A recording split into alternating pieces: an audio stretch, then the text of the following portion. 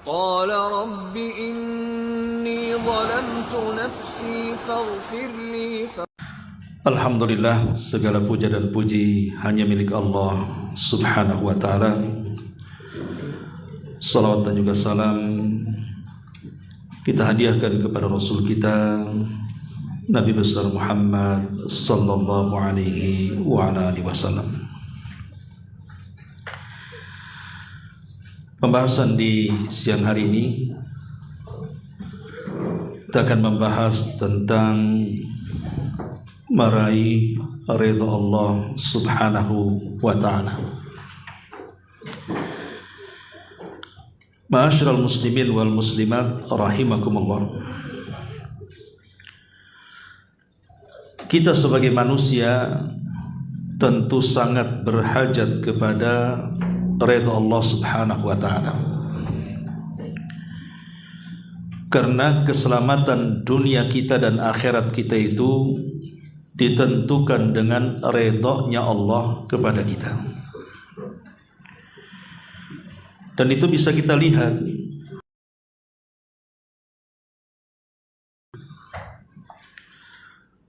bagaimana Allah Subhanahu wa ta'ala menganugerahkan kepada orang-orang yang Allah ridhai. Pertama disebutkan dalam surah Al-Maidah ayat 16. Allah Subhanahu wa ta'ala berfirman, yahdi bihillahu manittaba'a ridwanahu subulas salam wa yukhrijuhum minadh-dhulumati ilan nuri biidni wa yahdihim ila siratim mustaqim. Dengan kitab itulah Allah Subhanahu wa ta'ala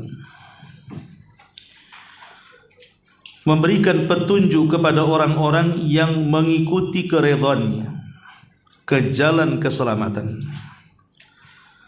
Dan dengan kitab itu pula maksudnya Al-Quran, Allah mengeluarkan orang-orang itu dari gelap gulita kepada cahaya yang terang benderang dengan izinnya dan memberikan petunjuk mereka ke jalan yang lurus. Dari ayat ini bisa kita pahami bahwa siapapun yang mendapatkan ridha-Nya Allah Subhanahu wa ta'ala dipastikan dia dapat hidayah. Dan hidayah itulah yang menuntun kita ke jalan kebenaran. Tanpa hidayah manusia akan gelap. Tanpa hidayah manusia akan tersesat. Tanpa hidayah manusia pasti akan binasa. Ketika orang-orang itu mendapatkan ridha Allah Subhanahu wa ta'ala, maka dipastikan orang itu dapat hidayah, tidak akan celaka hidupnya dan tidak akan sesat selamanya. Karena siapapun yang Allah berikan hidayah, tidak ada yang bisa menyesatkannya. Tapi siapapun yang Allah sesatkan, tidak ada satupun yang mampu memberikan hidayah kepadanya. Ini yang pertama. Yang kedua, di dalam surah Maryam ayat 55, Allah Subhanahu wa ta'ala berfirman, wa kana ya'muru ahlahu bis salati waz zakati wa kana inda rabbih mardiyah. Dan Allah menyuruh ahlinya untuk melaksanakan salat. Maksudnya Allah menyuruh keluarga Maryam, dan Allah Subhanahu wa ta'ala menyuruh keluarganya untuk melaksanakan salat dan juga menunaikan zakat. Dan ia adalah seorang yang diridhoi di sisi Allah Subhanahu wa ta'ala. Ini cerita tentang Isa bin Maryam. Jadi Allah Subhanahu wa ta'ala memerintahkan keluarga Isa bin Maryam untuk melaksanakan salat dan menunaikan zakat. Kemudian Allah puji dengan pujian, dan ia adalah. Dari ayat ini kita pahami bahwa siapapun yang mendapatkan ridha-Nya Allah Subhanahu wa ta'ala dipastikan dia mendapatkan pujian dari Allah. Jangankan Allah yang memuji kita, Seandainya ada pemimpin negara saja memuji kita, kita sudah bangga tuh. Ibu nggak dikenal orang, tiba-tiba presiden memuji-muji di medsos lagi, dikenal orang, akhirnya ibu terkenal, apa nggak bangga? Itu yang muji manusia. Macam mana yang muji Allah Subhanahu wa taala, zat yang menciptakan kita semuanya. Maka orang yang mendapatkan redha Allah dipastikan dia mendapatkan pujian dari Allah Subhanahu wa taala. Dan kalau sudah dipuji berarti dia baik. Dan kalau Allah sudah menganggap dia baik, tidak ada manusia yang bisa mengatakan dia buruk. Ini yang kedua. Yang ketiga, disebutkan dalam surah Al-Fajr ayat 28. Allah Subhanahu wa taala berfirman, irji'i ila rabbika radiyatan mardiyah. Kembalilah kepada Rabbmu dengan hati yang sangat puas dan diridhoi Allah Subhanahu wa taala. Ayat ini menceritakan tentang akhir perjalanan seorang mukmin. Saat kematiannya, maka malaikat akan membisikkan kepada hati-hati seorang mukmin, ya ayyatuhan nafsul mutmainnah, wahai jiwa-jiwa yang tenang, irji'i ila rabbiki radiyatan mardiyah. Kembalilah, pulanglah kepada Rabbmu dengan hati yang sangat puas dan diridhoi. Maknanya siapapun yang diridhoi Allah Subhanahu wa taala dipastikan kematiannya husnul khatimah. Siapapun yang diridhoi Allah Subhanahu wa taala dipastikan kematiannya husnul khatimah. Dan itulah yang diinginkan kita semuanya. Kematian dalam kondisi baik. Kemudian juga disebutkan di dalam surah Thaha ayat 109. Allah Subhanahu wa taala berfirman, yauma idzin la tanfa'us syafa'atu illa man adzina lahu ar-rahmanu wa radiya lahu qawla. Pada hari itu, kata Allah, tidak berguna syafaat seseorang kecuali dari orang yang telah diberi izin oleh Yang Maha Pengasih dan yang telah diberikan redha perkataannya oleh Allah Subhanahu wa taala. Dari surah Thaha ayat 109 ini, siapapun yang mendapatkan redha Allah dipastikan dia dapat syafaat. Dipastikan dia mendapatkan syafaat. Makanya di sini Allah mengatakan yauma idzin la tanfa'us syafa'ah. Pada hari itu syafaat tidak akan berguna, kecuali yang akan berguna syafaat itu orang yang diizinkan oleh Allah, dan yang kedua orang yang diridhai Allah. Jadi dia sudah mendapatkan syarat mendapatkan syafaat. Tapi orang-orang yang tidak mendapatkan redha Allah Subhanahu wa taala, selamanya dia tidak mendapatkan syafaat, padahal keselamatan di akhirat itu paling banyak ditentukan dengan syafaat. Ini juga di antara fadilah orang yang mendapatkan redha Allah. Kemudian juga disebutkan dalam surah Al-Imran ayat 162. Allah Subhanahu wa taala mengatakan, afamanittaba'a ridwanallah kaman ba'a bisakhatim minallahi wa ma'wahu jahannam wa bi'sal masir. Apakah orang-orang yang mengikuti keridhaan Allah yang besar dari Allah Subhanahu wa taala, dan tempatnya adalah jahannam, dan itulah seburuk-buruk tempat kembali. Dalam surah Al-Imran 162 ini bisa kita pahami bahwa siapapun yang mendapatkan redha Allah Subhanahu wa taala dipastikan dia masuk surga. Siapapun yang mendapatkan redha Allah Subhanahu wa taala dipastikan dia masuk surga. Karena dalam ayat ini orang-orang yang mendapatkan murka Allah, maka mereka akan dimasukkan ke dalam jahannam, dan jahannam seburuk-buruk tempat kembali. Subhanallah, orang yang mendapatkan redha Allah dipastikan mendapatkan surga. Kemudian disebutkan di dalam hadis Nabi sallallahu alaihi wasallam, Nabi SAW mengatakan, manil tamasa ridallahi bisakhatin nas radiyallahu anhu wa arda anhu nasu. Wa manil tamasa ridhan nas bisakhatillahi sakhitallahu anhu wa askhata alaihi nas. Siapapun yang mencari redha Allah Subhanahu wa taala dengan kemurkaan manusia, maka dia akan mendapatkan redha-Nya Allah dan redha-Nya manusia. Tapi siapapun yang mencari keridhaan manusia dengan kemurkaan Allah, maka dia mendapatkan murkanya Allah dan murkanya manusia.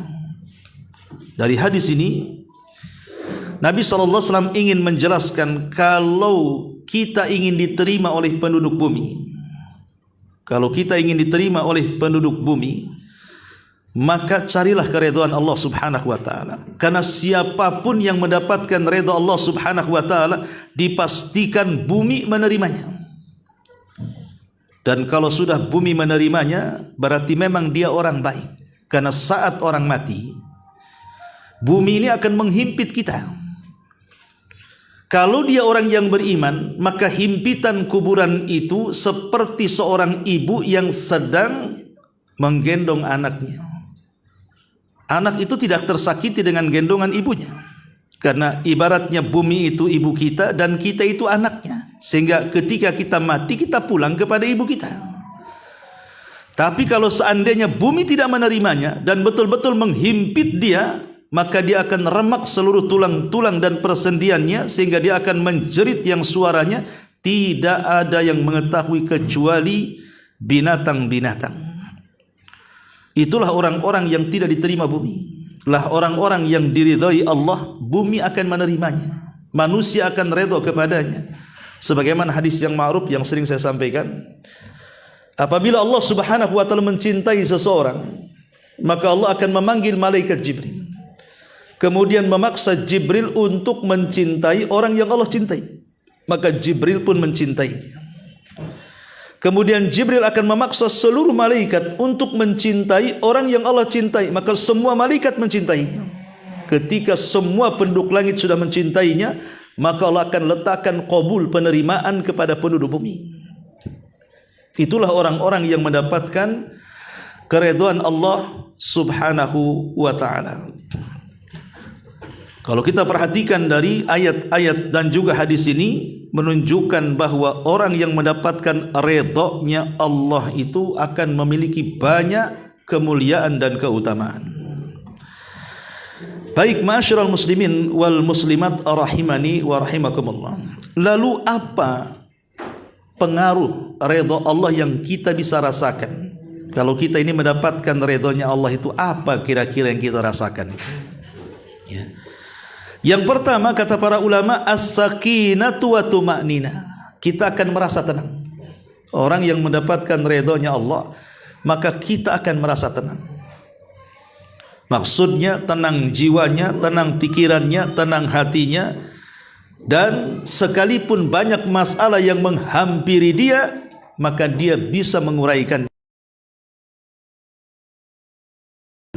masalah seberat apapun. Tapi kalau hati sudah kalu, tidak tenang, masalah kecil saja kayak kiamat besar. Ya, apalagi masalah besar, udah mati dia. Jadi ini diantara dampak daripada orang yang mendapatkan redha itu, Allah berikan ketenangan dalam hatinya. Kemudian yang kedua, Allah Subhanahu wa taala yuyassiruhu fi'lal khairat wa yuwaffiquhu lil qiyami bil a'malis salihati wal ibadah. Allah akan mudahkan hamba ini melakukan banyak amal kebaikan, dan Allah memberikan taufik, mudah dia melakukan amal-amal saleh dan ibadah-ibadah kepada Allah. Jadi ciri tanda orang yang mendapatkan ridha Allah Subhanahu wa taala itu, pengaruhnya adalah seolah-olah badan kita ini mudah saja. Kayaknya salat itu sudah tidak jadi beban dia. Sedekah itu tidak mikir lagi. Zikir itu kayak mengalir saja di lidah. Berbuat baik seolah-olah enggak dipikir lagi. Pokoknya semua dimudahkan oleh Allah Subhanahu wa taala, karena Allah yang mengarahkan. Karena dia sudah diberikan taufik hidayah. Jadi itu kita bisa rasakan dimudahkan oleh Allah melakukan ibadah itu. Dan kalau ini yang terjadi, Allah katakan fasanuyassiruhu lil yusra. Sudah mudah dia melakukan ibadah, Allah mudahkan lagi. Ketika Allah mudahkan, maka Allah akan akhiri kehidupannya dengan kemudahan. Ini diantara perkara yang kedua. Kemudian yang ketiga, pengaruhnya juga adalah yahfadullahu jawarihal abdi anil wuku'i fil harami wa yusahhil alaihil ibtiad anil ma'asi. Allah akan jaga badan kita sehingga tidak mudah masuk ke dalam hal-hal yang diharamkan, dan Allah akan memudahkan kepada kita untuk menjauhi kemaksiatan-kemaksiatannya. Pokoknya kalau ada maksiat di depan matanya itu, seolah-olah dengan sendirinya dia tidak mau lagi, benci kepada maksiat, maunya menjauh saja. Itu taufik dari Allah Subhanahu wa taala. Karena begini ya, orang meninggalkan maksiat karena taubat itu kan ada dua manusia.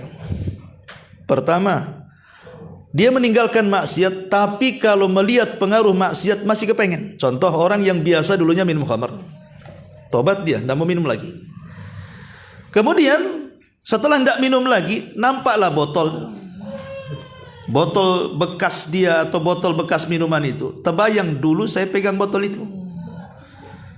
Kemudian ada pikiran pengen minum tapi takut dosa. Akhirnya tak jadi minum, tapi ada kepikiran ke situ.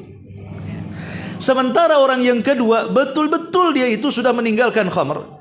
Jangan lihat khamrnya, lihat botol kosongnya saya benci, mau dipecahkan dia. Itu kan beda orang pertama dengan kedua tuh.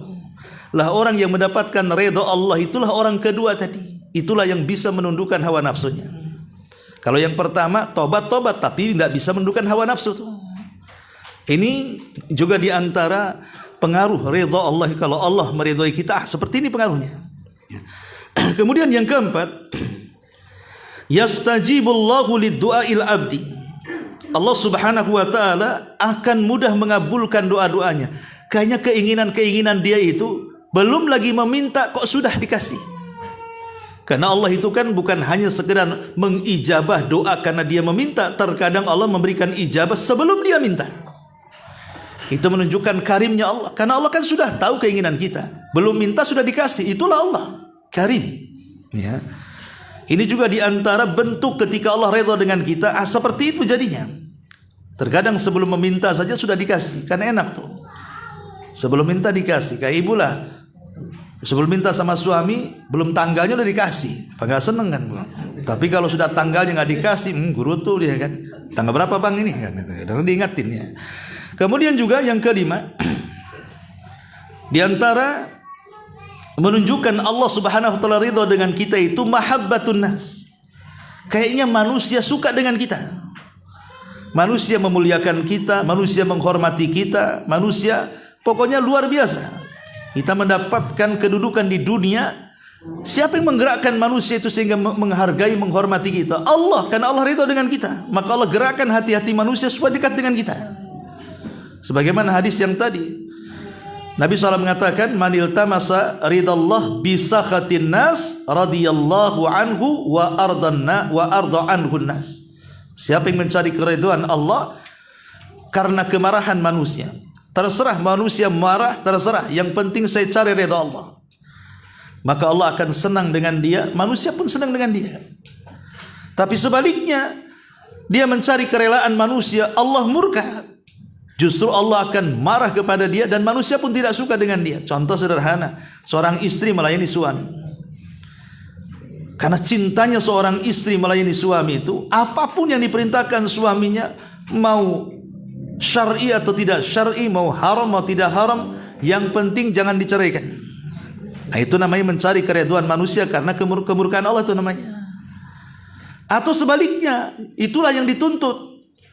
Karena di zaman Nabi pernah mencari keridhaan manusia, akhirnya Allah murka kan. Ketika kisah Rasul giliran Hafsah atau Aisyah tiba-tiba singgah di rumah Zainab.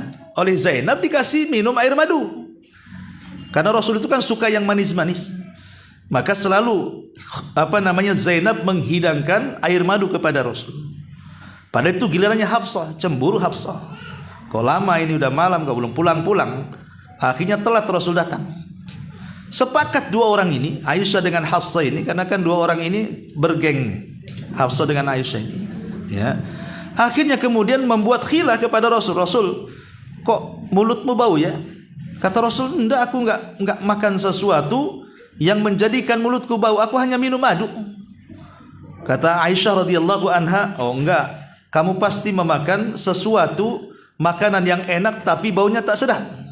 Kayak jengkol kalau zaman sekarang ya. Enak tapi bau tak sedap gitu ya. Rasul enggak, dia bersumpah-sumpah, saya enggak makan itu, saya hanya minum madu. Tapi kedua ini memang sudah membuat masalah, ya, makar dengan Nabi SAW. Akhirnya Rasul bersumpah tidak akan minum madu lagi. Padahal minum madu kan halal. Tapi demi supaya jangan marah Hafsah dan Aisyah ini, dia bersumpah dia enggak akan minum madu lagi. Maka turunlah ayat menegur Rasul, ya ayyuhan nabi lima tuharrimu ma ahallallahu lak tabtagi maradata azwajik.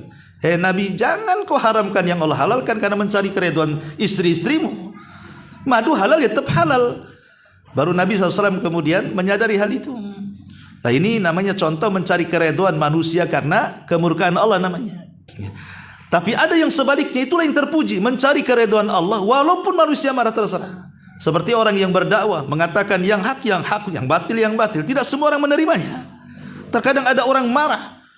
Ya, ketika mungkin kita bicara soal hal-hal yang berbau syirik, bid'ah dan yang semacamnya, kadang-kadang ada sebagian orang tidak suka kan.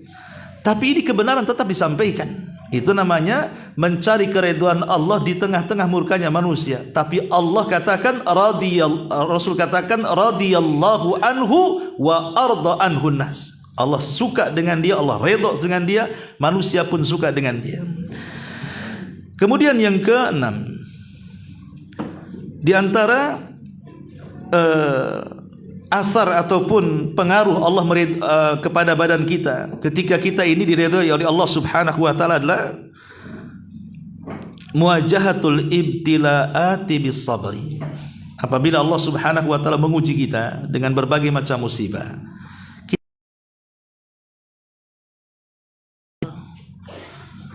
kan manusia itu kan saya, ibu atau bapak atau siapapun dalam kehidupan dunia ini pasti diuji. Entah diuji ekonomi, diuji kesehatan, diuji oleh suami, oleh istri, anak, orang tua, tetangga, bulian orang, fitnahan orang, adu domba orang, gibahan orang. Mestilah manusia itu pasti diuji, nggak mungkin tidak diuji. Ya. Lah tetapi walaupun seberat apapun ujian, pengaruh kalau Allah ridha dengan kita, seolah-olah kita bisa menghadapinya dengan kesabaran itu. Berarti kesimpulannya di sini, kalau ada ujian Allah menyasar kepada kita, kemudian kita tasakhut, menolak takdir, kenapa saya seperti ini, kenapa dia seperti itu? Kenapa anak saya seperti ini, kenapa anak orang tidak? Kenapa usaha saya kok gulung-gulung, kenapa orang-orang bentang-bentang, pamannya kan? Ya, boleh jadi mungkin ketika kita tidak sabar, Allah belum redha dengan kita tuh. Nah ini salah satu asar yang kita bisa rasakan. Dan yang terakhir kata ulama, ya, alamat adalah ya nanti ketika saat kematian orang yang Allah ridhai, maka Allah buat dia kematian dengan cara yang baik, seolah-olah lidahnya mampu mengucapkan kalimat tauhid, la ilaha illallah, meninggal. Allah mudahkan kalimat itu, ya. Baik, pertanyaan pun selanjutnya, lalu setelah kita tahu keutamaan orang yang mendapatkan ridha, baik di dunia atau akhirat seperti tadi gitu ya. Kemudian juga apa yang kita rasakan dari badan kita. Lalu kira-kira amalan apa supaya Allah redha dengan kita, itu apa yang harus kita amalkan? Kayak istri lah, supaya suami senang itu apa yang harus istri lakukan? Oh, berdandan, bersolek, lembut, macam-macam kan. Kalau kita mencari cintanya suami ke kita atau sebaliknya. Nah sekarang kita berbicara soal Allah. Macam mana supaya Allah itu meridhai kita? Amalan apa kira-kira yang Allah buat ridha kita itu? Pertama, ya, birrul walidain, berbakti kepada orang tua. Nabi SAW mengatakan ridallah fi ridha walidaini wa sukhtuhu fi sukhtihima. Redhonya Allah itu ditentukan dengan redhonya orang tua kita. Kalau orang tua kita redho, maka Allah langsung redho dengan kita. Kalau orang tua marah, berarti Allah juga marah dengan kita. Maka sebisa mungkin lakukan birrul walidain, berbakti kepada kedua orang tua. Ustaz, orang tua saya sudah meninggal. Bisa kita berbuat baik setelah meninggal, doakan mereka, bersedekah, kemudian tali hubungan silaturahim dengan teman-teman orang tua yang ketika orang tua hidup, nih punya kawan si anu nih. Ini kawan orang tua ini akrab waktu orang tua saya masih hidup. Ketika sudah meninggal, akrabi itu kawan-kawan orang tuanya.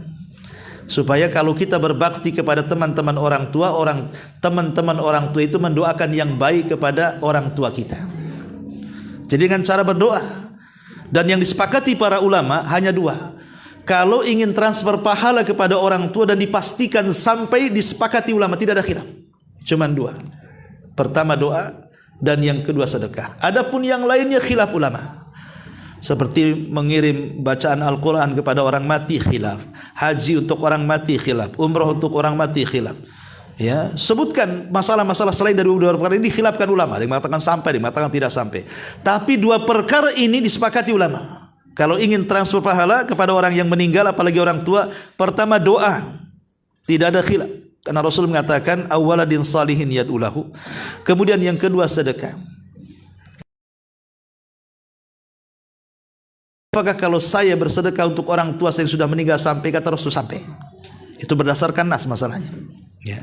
Jadi yang pertama birrul walidain. Yang kedua, syukrullahi ta'ala ala ni'amihi. Bersyukur kepada Allah Subhanahu wa taala atas nikmat yang Allah anugerahkan. Nabi mengatakan, "Innallaha la yardha 'anil ibad." Sungguh Allah akan meletakkan redhonya kepada hamba an ya'kulal akalata fayahmaduhu 'alaiha wa yashrabu syurbata fayahmaduhu 'alaiha. Ketika seorang hamba makan makanan, setelah dia makan dia ucapkan alhamdulillah, atau setelah minum minuman setelahnya diucapkan alhamdulillah. Dan kalimat alhamdulillah adalah bentuk syukur nikmat. Maka amalan yang kedua kalau ingin mendapatkan ridhonya Allah, banyak-banyak bersyukur. Bersyukur kepada Allah Subhanahu wa taala, baik nikmat besar ataupun nikmat kecil, syukuri. Makanya ketika Bani Israel diselamatkan oleh Nabi Musa dari penjajahan Fir'aun dan kroni-kroninya, Bani Israel melihat bagaimana Fir'aun ditenggelamkan di Laut Merah itu. Maka Nabi Musa alaihi salatu wassalam mengingatkan akan nikmat besar, kalian sudah tidak diperbudak lagi. Apa kata Nabi Musa? La in syakartum la azidannakum wa la in kafartum inna adzabi lasyadid. Ayat ini ma'ruf, sering kita dengar. Ini ayat ini adalah ayat konteks cerita tentang Nabi Musa. Karena Allah mengatakan, wa idh qala Musa liqaumihi udhkuru ni'matallahi alaikum idh anjakum min ali fir'auna yasumunakum su'al adab yudhabbihuna abna'akum wa yastahyuna nisa'akum wa fi dhalikum bala'um min rabbikum adzim wa id ta'adzana rabbukum la in syakartum la azidannakum wa la in kafartum inna adzabi lasyadid. Ya. Jadi ayat ini bicara soal Nabi Musa, iya, tapi Al-Quran itu bahasanya al-ibratu bi umumi lafzi la bi khusus sabab. Namanya ibrah Quran itu bukan karena sebab khusus turunnya. Oh, ini kan cerita Nabi Musa. Ya betul, tapi ibrah itu lihat umum konteksnya. Quran diturunkan kepada siapa? Kepada seluruh kaum muslimin, bahkan kepada manusia. Berarti syukur nikmat itu bagian daripada meraih redha Allah Subhanahu wa taala. Lah yang paling kecil seperti urusan makan, dicontohkan di sini seperti makan saja. Makan kan urusan kecil. Kadang-kadang kita ini makan kuaci, kadang-kadang lupa kalau baca basmalah kalau nasi aja. Ya kan? Kalau nasi betul-betul bismillah. Bismillah. Habis makan nasi, alhamdulillah. Giliran kuaci tak ada bismillah, tak ada alhamdulillah. Yang kecil-kecil pada itu kan makan juga tuh. Ya, atau nyicipi minum satu sedot kan, tak ada bismillah, tak ada alhamdulillah. Tapi kalau jusnya satu ember diminum sendiri baru tuh bismillah, alhamdulillah kan gitu ya. Kadang-kadang perkara remeh-remeh ini, remeh-temeh ini, nah disinilah bentuk syukurnya terkadang yang kita lupakan. Apalagi nikmat yang lebih besar daripada itu. nikmat hidayah, nikmat Islam dan begitu. Makanya Allah mengatakan faqulil hamdulillah, katakan alhamdulillah. Karena rukun syukur itu kan yang disepakati ulama 3. Pertama asyukru bil qalbi, yang kedua asyukru bil lisani, yang ketiga asyukru bil arkani. Syukur dengan hati maksudnya bergembira dengan nikmat Allah dengan menasabkan nikmat itu datang dari Allah. Jangan mengatakan nikmat itu datang dari kita seperti Qarun mengatakan innama utituhu min ilmin indi. Oh, ini harta saya yang usahakan. Ya wajar saya kaya, saya pejabat, ya. Saya artis, saya ini pengusaha, wajar saya kaya. Ya. Ada orang yang menasabkan kekayaan itu karena kecerdasan. Nah, itulah Qarun namanya. Qarun abad sekarang itu ketika kesuksesan, jabatan, pangkat, kekayaan dinisbatkan kepada kecerdasan dia. Wajarlah saya kuliah sampai tinggi, masa saya tidak jadi pejabat? Nah, itu. Enggak, jabatan harta cuma datang dari Allah Subhanahu wa taala. Jangan dinasabkan kepada diri dan kecerdasan manusia. Banyak orang cerdas enggak dapat harta, banyak orang cerdas enggak jadi pejabat kok. Jadi intinya bahwa nasabkan nikmat kepada dengan kebahagiaan. Yang kedua, bil lisan, ya maksudnya memperbanyak mengucapkan alhamdulillah wa qulil hamdulillahi rabbil alamin. Katakan alhamdulillah, atau yang lebih panjang alhamdulillah ala kulli hal, atau lebih panjang alhamdulillah bi nikmatihi tatimmus shalah. Terserahlah kalimat-kalimatnya akan banyak memuji Allah itu. Kemudian yang terakhir ini yang paling penting, namanya syukur dengan rukun itu bil arkan. Syukur dengan anggota badan itu maksudnya syukur dengan cara mensyukuri nikmat itu disesuaikan dengan zat yang memberikan nikmat kepada kita. Apa sih maksudnya Allah memberikan harta kepada saya itu? Kenapa sok usah kaya? Apa maksudnya Allah memberikan kekayaan kepada saya? Oh, disuruhnya kita zakat, sedekah, bantu orang fakir, miskin, ya, anak yatim dan begitu seterusnya. Kita ada tiba-tiba kemudian bisa sukses jadi pejabat. Apa maksudnya Allah ngasih jabatan sama saya di dunia? Oh, maksudnya gunakan jabatan itu untuk menolong orang, untuk beribadah sebagai wasilah mempermudah kita masuk surga. Gitu maksudnya. Itu namanya menghendaki nikmat sesuai dengan zat yang berikan nikmat kepada kita. Nah, itu semua yang kedua syukur nikmat. Ini yang kedua. Kemudian yang ketiga, di antara perkara yang bisa mendatangkan ridha Allah Subhanahu wa taala adalah ar-rifqu wa adamul anafi. Ar-rifqu wa adamul anafi. Maksudnya ar-rifqu itu kelembutan dan tidak keras. Lembut dalam bicara, lembut dalam bersikap, lembut dalam bermuamalah, dan ini berkaitan dengan sosial. Karena contohlah hari inilah yang kita saksikan yang lagi rame-rame ini gara-gara ada satu anggota dewan kemudian ngomong macam-macam dengan kalimat kasar, dijarah rumahnya, digeruduk rumahnya, diambil hartanya. Coba bayangkan. Tentu ada sebab akibat ini. Walaupun dalam Islam itu tak boleh juga seperti itu kan. Tapi kan gimana? Terkadang kalimat ini bisa menjadikan orang sakit hati. Makanya sering saya katakan, orang kalau lembut dalam bicara, yang ngomong saja sedap, yang mendengarkan lebih sedap. Yang ngomong aja senyum-senyum tuh. Apalagi yang dengarkan gitu, pengen ketemu lagi. Coba kalau kita kasar, yang ngomong aja nyesel, kenapa saya ngomong tadi seperti itu? Yang dengar sakit hati 7 turunan. Ya, nggak mau lagi ketemu sama dia. Nah, ini contohnya. Maka arifku, kelembutan itu, kata Nabi SAW sebutkan, ma warifku ma kana fi syai'in illa zana. Tidaklah kelembutan itu menempel pada sesuatu, pasti akan membuat hiasan, memperindah lagi. Seperti orang berkata-kata, tapi kalau kata-kata itu kita pilih mufradat, pilih diksi kata-kata dan yang begitu seterusnya, yang terindah, yang terbaik, yang paling halus, orang senang kok mendengarnya. Pasti akan menghiasi kata-katanya. Walaupun jelek mukanya, pasti dibilang, Masya Allah itu jelek-jelek tapi lembut banget. Itu cantik-cantik, kurang ajar, kasar luar biasa itu. Ya. Kadang-kadang seperti itu kan. Kadang-kadang orang nggak pernah melihat tampan tapi kasar, bagus dia jelek tapi lembut. Nah, ini kadang-kadang seperti itu. Nah, ini terkadang ada bahasa di masyarakat seperti itu. Sama juga orang miskin baik, orang kaya jahat pula. Bagus si anu itu memang ekonomi tak kurang tapi baik orangnya. Si anu kaya kurang ajar, itu udah dajjal macam-macam ceritanya. Ya. Jadi intinya bahwa arif ini bagian daripada mengandung redha Allah Subhanahu wa taala. Allah akan datang ke redhanya. Kemudian yang keempat kata para ulama, kadhmul ghaidhi. Kadhmul ghaidhi. Kadhmul ghaidhi itu artinya menyembunyikan amarah. Rasul mengatakan, man kadhama ghaidhahu walau sya'a an yumdiyahu la amdahu mala Allahu qalbahu yaumal qiyamah ridhan minallah. Nabi mengatakan, barang siapa yang bisa menyembunyikan amarahnya, kalau dia bisa meluapkannya, bisa dia luapkan, sanggup dia luapkan, tapi dia tidak mau, dia tetap tahan amarahnya, maka Allah akan kumpulkan hatinya pada hari kiamat dipenuhi dengan redha Allah subhanahu wa ta'ala. Ya. Bisa umpamanya istri dimarahi suami, ya, sekali disimpan, dua kali disimpan, lama-lama udah satu gudang tuh di hati itu, ya, pengen dimuntahkan, kalau bisa sama usus-ususnya keluarkan, ya.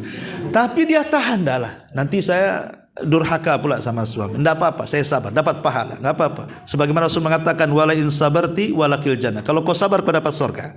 Sabar, sabar, sabar, itu maksudnya seperti itu, namanya kadmul ghaid. Dahulu di zaman salaf ada orang namanya Ali ibn Husain ibn Ali ibn Abi Talib, julukannya Zainul Abidin. Dia punya budak seorang pembantu, ya.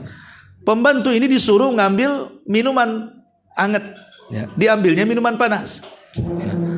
Ketika dihantarkan kepada Ali bin Husain majikannya, entah kenapa, entah tersandung, entah apa gitu, ya, gelasnya tumpah. Bayangkan air panas, terkenalah pakaiannya Ali bin Husain bin Ali bin Abi Talib ini, atau Zainul Abidin. Ya tentu emosi nih, ya, kayak nggak beres saja kerjanya gitu. Nah, kan dia budaknya gitu. Tetapi si budak ini cerdas pula. Kemudian dia membacakan ayat Al-Quran tentang sifat-sifat orang-orang yang beriman. Dia ingatkan soal pentingnya menyembunyikan amarah. Di antara ciri-ciri orang yang bertakwa itu al-kadiminal ghaid, katanya. Dia baca ayat ini, al-kadiminal ghaid, lah Ali bin Husain yang mau marah tak jadi. Kenapa? Karena budaknya membacakan ayat. Ciri-ciri orang yang bertakwa itu al-kadiminal ghaid, lah, yang menyembunyikan emosi, langsung hilang emosinya. Oh iya. Dibaca lagi ayat terusannya, wal afina anin nas, kalau lebih baik lagi maafkanlah manusia. Akhirnya kata Ali, ya sudah saya maafkan kamu, katanya. Dibaca lagi ujung ayatnya, wallahu yuhibbul muhsinin, Allah suka orang-orang yang berbuat baik. Kalau gitu kemerdekaan pulang ke sana, katanya. Nah, ini contoh bagaimana Ali bin Husain ini ketika mendengarkan ayat langsung dipraktikkan sama dia. Ya, langsung dipraktikkan bahwa orang yang menahan emosi, karena rata-rata di zaman sekarang ekonomi lagi sulit, lebih nganggur, panas cuaca, kadang-kadang disulut sedikit saja emosi. Lihat, gara-gara disulut aja demo di mana-mana. Kadang orang belum bisa menahan. Ya, mungkin akumulasi mungkin banyak akhirnya jebol juga kan itu. Tetapi Allah mengatakan di sini, Rasul mengatakan siapa yang bisa memadam amarahnya, artinya lebih ke sabar, mendoakan kebaikan, maka Allah nanti di akhirat akan memenuhi dia dengan redha Allah Subhanahu wa taala. Kemudian yang kelima adalah al-qiyam bil a'malis salihat bi syakli amin wal mudawamati 'alaiha.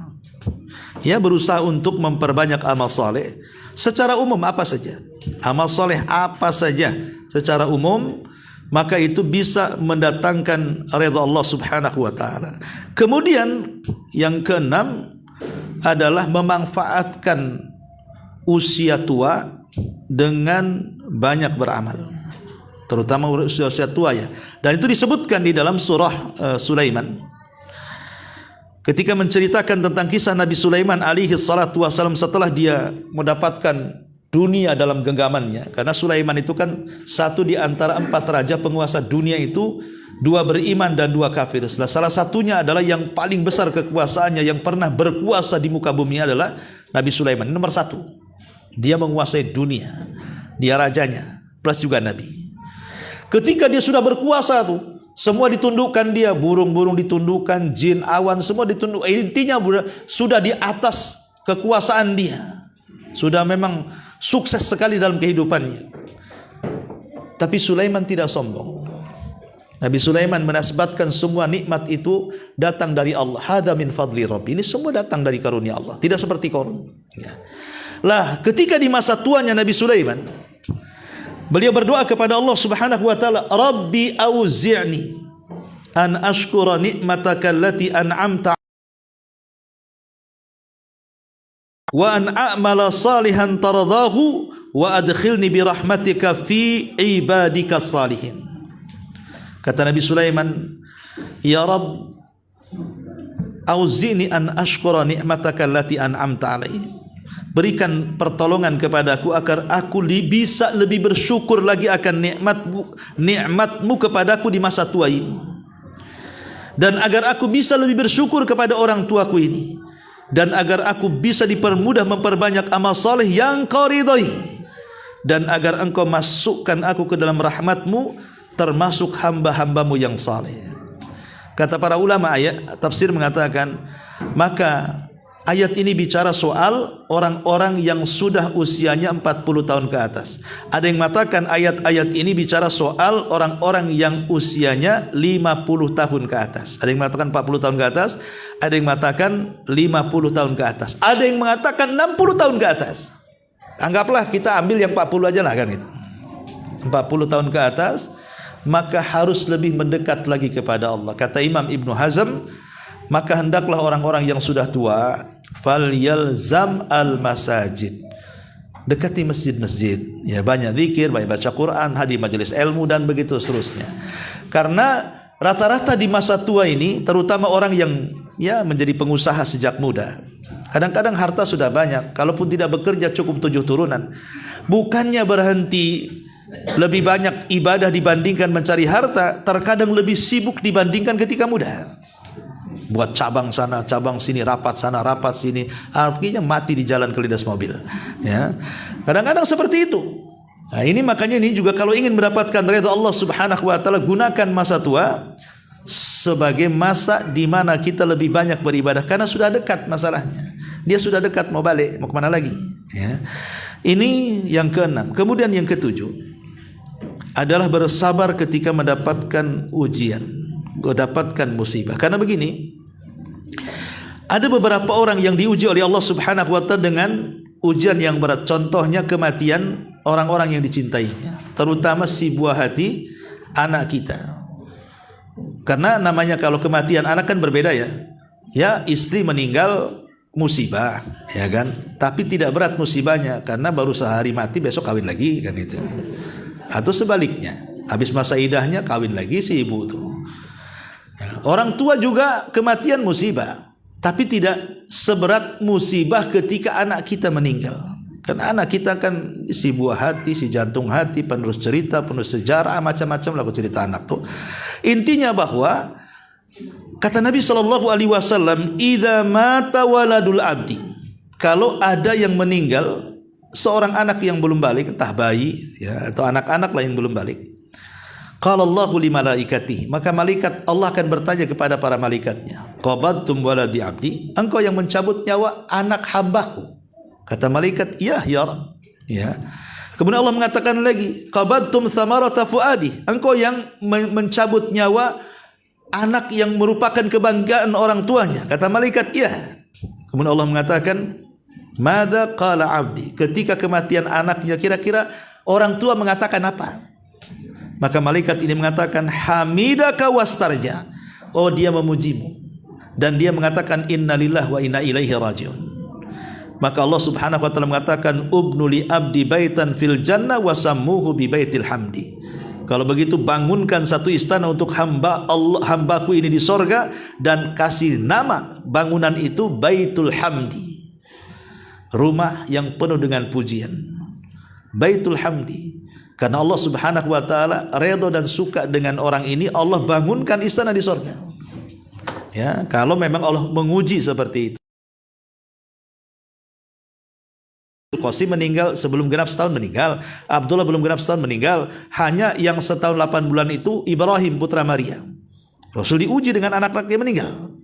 Dan ingat, anak laki-laki di zaman jahiliyah itu emas, tetap emas, karena orang anak perempuan itu tidak disukai sampai dikubur hidup-hidup. Sehingga kalau anak laki-laki meninggal itu pukulan berat, apalagi didengar musuh-musuhnya. Maka musuh-musuhnya kemudian mengejek Nabi SAW dan mengatakan, Muhammad abtar, Muhammad sudah terputus nasabnya, biarkan. Kalau dia mati tidak ada penerusnya katanya. Padahal hari kematiannya justru diejek orang-orang musyrik. Turunlah ayat inna a'tainakal kautsar fashalli lirabbika wanhar inna syani'aka huwal abtar. Inna syani'aka huwal abtar. Yang membenci Muhammad, mereka lah yang abtar. Mereka yang akan terputus penyebutannya. Karena engkau wahai Muhammad bukan bapak bagi anak-anakmu saja, tapi engkau bapak bagi seluruh kaum muslimin. Makanya istri Rasul disebut Ummul Mukminin, ibunya kaum mukminin. Ya. Tenang. Nanti engkau tidak akan terputus. Nanti umatmu akan menyebut-nyebut kamu. Makanya hari ini tidak ada nama terbanyak di dunia kecuali dua, Ahmad dan Muhammad. Semua nama di dunia paling banyak ini, Ahmad atau Muhammad. Ahmad, Muhammad, itu saja. Orang kafir aja kasih nama Muhammad, kasih nama Ahmad, padahal dia kafir. Tetapi lihat musuh-musuh Allah Subhanahu wa taala, tidak ada satupun musuh-musuh Nabi disebut-sebut. Bahkan kalau punya anak tidak mau dikasih nama. Siapa namanya? Abu Jahal Pak Ustadz namanya. Mana ada mau Abu Lahab nama anak saya. Enggak akan mau. Walaupun dia orang kafir. Hatta orang kafir sendiri tidak mau kasih nama anaknya musuh-musuh Nabi loh. Tapi banyak orang kafir yang ngasih nama anaknya malah anak Rasulullah. Nama dikasih nama Muhammad, Ahmad. Ya. Bahkan orang mu'alaf namanya Michael, kalau masuk Islam Muhammad Michael. Begitu seterusnya ya. Intinya bahwa sabar menghadapi ujian itu salah satu bentuk daripada turunnya ridha Allah Subhanahu wa taala. Kemudian yang nomor 7, nomor 8 ya, adalah merindukan berjumpa dengan Allah Subhanahu wa taala. Ingin berjumpa dengan Allah. Allah Subhanahu wa taala, Nabi sallallahu alaihi wasallam mengatakan, Man kariha liqa Allah karihallahu liqa'ah. Siapa yang rindu berjumpa dengan Allah, Allah rindu berjumpa dengan dia. Siapa yang benci berjumpa dengan Allah, Allah benci berjumpa dengan dia. Maksudnya apa ini? Maksudnya apa? Supaya kita ini rindu berjumpa dengan Allah, ini maksudnya gimana? Rasul mengatakan siapa yang rindu berjumpa dengan Allah, Allah rindu berjumpa dengan kita. Siapa yang benci berjumpa dengan Allah, benci berjumpa dengan dia. Hadis ini dijelaskan oleh Aisyah Ummul Mukminin. Apa kata Aisyah? Qalat Aisyah radhiyallahu anha, inna la naqrahul mauta ya Rasulullah. Rasul, kamu mengatakan seperti itu, bukankah kita semua membenci kematian?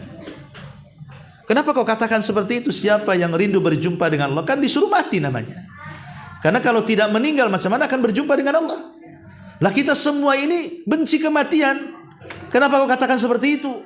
Maka Rasul mengatakan, laisa dzaka ya Aisyah. Bukan itu maksudnya.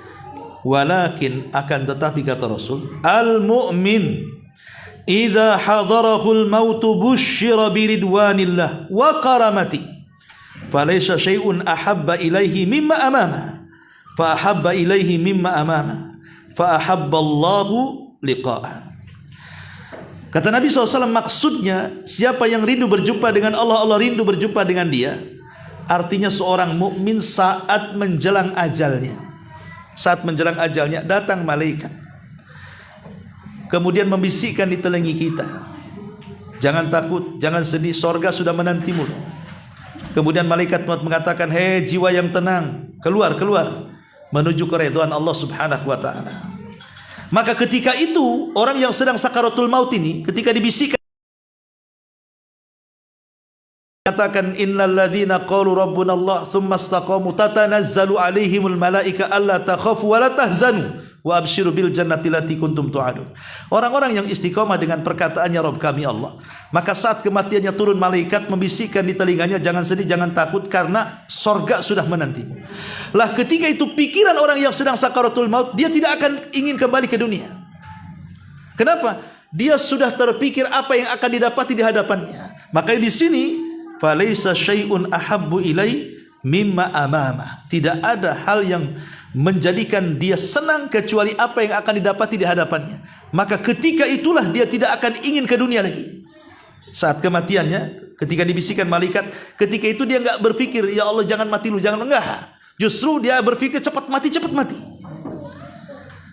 Itulah orang yang rindu berjumpa dengan Allah. Tapi sebaliknya kata Rasul, wa innal kafir idza hadarahul mautu busyira bi adzabillah wa uqubati falaysa syai'un aqrah ilaihi mimma amamah fakariha liqa Allah wa karihallahu liqa'ah. Tapi sebaliknya orang kafir, munafik, fajir, orang jahat, ahli maksiat dan begitu seterusnya, kalau hendak meninggal sakaratul maut, didatangi malaikat membisikkan dengan keburukan.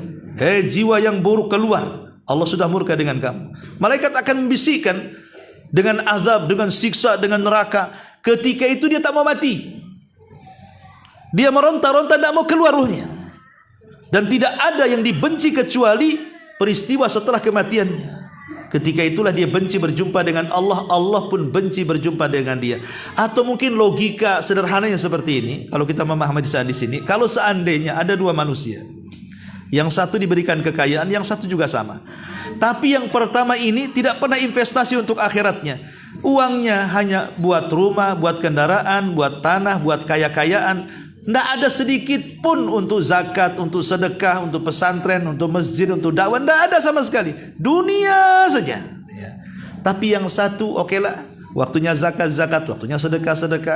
Dia pun membantu masjid, pesantren, anak yatim, orang susah. Pokoknya dia bantu semuanya. Ya. Ini saat kematian dua orang ini akan berbeda sikapnya.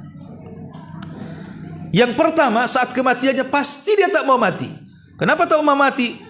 Rumahnya ditinggal dia, tanahnya ditinggal dia, rekeningnya ditinggal dia, semua kekayaan ditinggal dia, dan akan menjadi warisan turunannya. Sementara dia sudah tidak membawa apapun kecuali hanya kafan di badannya saja. Ya nggak mau matilah dia meninggalkan kekayaannya. Disitulah dia benci berjumpa dengan Allah. Maka Allah benci berjumpa dengan dia. Tapi orang yang kedua, dia sudah persiapan. Dia sudah bangun istana di sorga, sudah beli taman di sorga, sudah beli sungai-sungai di sorga, sudah beli kapling di sorga. Ketika sejak dia sakaratul maut, justru dia senang supaya cepat mati. Kalau bisa cepat dicabut nyawanya, supaya cepat dapat harta yang sudah ditabung dia. Itulah maknanya kerinduan kita berjumpa dengan Allah Subhanahu wa taala. Ini yang nomor 8. Yang nomor 9 adalah di antara amalan-amalan yang bisa mendatangkan ridha Allah Subhanahu wa taala, husnul Islam. Berusaha untuk memperbaiki keislaman kita. Maksudnya berusaha untuk memperbaiki keislaman, minimalnya rukun Islam lah. Salatnya diperbaiki, puasanya diperbaiki, zakatnya diperbaiki, hajinya diperbaiki, syahadatnya diperbaiki. Dia berusaha untuk memperbaiki Islam. Ya. Karena Allah mengatakan man radiya bil Islam dzaka ta'mul iman. Itulah orang yang akan merasakan manisnya iman. Mangqala, barang siapa yang mengatakan raditul Islam madina, orang yang mengatakan aku redha Islam sebagai agamaku. Dengan kata lain, dia berusaha untuk memperbaiki keislamannya demi meraih ridha Allah Subhanahu wa taala. Kemudian yang terakhir, di antara amalan-amalan yang bisa mendatangkan ridha Allah Subhanahu wa taala adalah doa. Berdoalah kepada Allah Subhanahu wa taala agar Allah mendapatkan ridha. Lalu yang terakhir pembahasannya, bagaimana alamatnya kalau Allah itu tidak ridha dengan kita? Apa sih tandanya kalau Allah benci, ridha, tidak ridha sama sekali dengan kita? Itu apa tandanya? Ya. Yang pertama, as-suhtu an yarzuqahu an-ni'am. Di antaranya tandanya adalah Allah Subhanahu wa taala menghalang-halangi dia mendapatkan rizki karena murkanya. Allah cegah rizkinya. Usaha apa saja sulit. Usaha ini bankrupt, usaha itu bankrupt. Masalah di keluarganya, masalah dengan anaknya, masalah dengan orang tuanya, masalah dengan tetangganya, banyak masalah hidupnya. Ini hati-hati, orang yang banyak masalah ini, itu tanda nikmat Allah dicabut dan dia pun dihadapkan dengan banyak masalah. Yang kedua, tanda orang tidak diridhoi justru sebaliknya dari yang pertama. Kalau yang pertama kan dibuatnya banyak masalah gitu ya oleh Allah Azza wa Jal. Kadang-kadang masalah itu tidak tahu penyebabnya, ada aja masalah tuh. Yang kedua justru sebaliknya, Allah enakkan kehidupannya padahal dia ahli maksiat. Nggak sholat lancar jaya usahanya, gitu ya. Nggak sedekah ya makin kaya dia, malah yang sedekah makin miskin pula. Enggak pernah zikir baca Quran, tapi usahanya buka sini mudah, buka sana mudah. Ingat, ini tanda-tanda Allah tidak redha sebenarnya, karena Allah sedang menguji dia dengan istidraj. Dengan istidraj. Istidraj itu artinya Allah membiarkan dia sehat padahal maksiat. Allah membiarkan dia panjang umur padahal ahli maksiat. Membiarkan dia kaya padahal ahli maksiat. Ini sebenarnya tanda. Ingat, kalau usaha kita lancar padahal kita kurang ibadah, mestinya jangan senang. Hati-hati, jangan-jangan Allah sedang menguji kita dengan istidraj. Sanastadrijuhum min haitsu la ya'lam. Ya, jangan sampai kemudian kita terkena istidraj. Karena ini sebab Allah tidak redha dengan kita.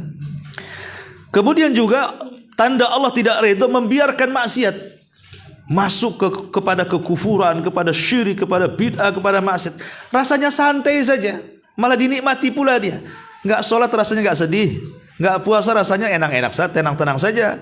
Bermaksiat, minum khamar, judi, pokoknya dinikmati, tak ada sama sekali nyesalnya. Ini tanda Allah tidak redha kepada dia. Atau dia melanggar batasan-batasan Allah Subhanahu wa taala, atau meninggalkan perintah-perintah Nabi, ataupun dia diceritakan keburukannya di hadapan manusia. Ya tentu karena maksiat. Kalau dia tidak maksiat kan beribadah, baik akhlaknya pasti dibicarakan baik. Tapi kalau dia sudah ahli maksiat gitu ya, buruk akhlak, muamalah, ibadahnya, dipastikan dibicarakan buruk manusia. Kalau orang sudah dibicarakan keburukannya di hadapan manusia, fa'lam annallaha la yarda. Ingat, Allah tidak redha dengan kita. Ataupun meremehkan melakukan kewajiban, tersifati dengan sifat buruk, tidak mau menyeru manusia kepada yang ma'ruf, tidak mau mencegah kepada yang mungkar, sombong, ujub, takabur, dan banyak dosa lagi, maka itu semua adalah tanda Allah tidak redha kepada kita. Wallahu alam. Ini diantara cara meraih redha Allah. Baik, sebelum saya tutup, silakan kalau ada yang mau bertanya. Membahas surah An-Naba dan kita masuk pada ayat ke-31 dan seterusnya. A'udzubillahi minasyaitonirrajim. Bismillahirrahmanirrahim. Innalil muttaqina mafaza. Sesungguhnya orang-orang yang bertakwa akan dapat keberuntungan. Hadaika wa a'naba, yaitu berupa kebun-kebun sorga dan juga buah-buah anggur. Wa kawa'iba atraba, dan gadis-gadis muda yang sebaya. Wa ka'san dihaqa, dan gelas-gelas yang penuh berisi dengan minuman. La yasma'una fiha lagwa wala kidzaba, di dalamnya mereka tidak mendengar perkataan yang sia-sia, tidak pula perkataan yang penuh dengan dusta. Jazaa'an mir rabbika ata'an hisaba, sebagai pembalasan dari Rabbmu dan pemberian yang cukup banyak. Rabbus samawati wal ardh wa ma bainahuma ar-rahman la yamlikuna minhu khitaba. Rabb yang memelihara langit dan bumi dan apa yang ada di antara keduanya. Rabb yang maha pemurah, mereka tidak dapat bicara dengan dia secara langsung.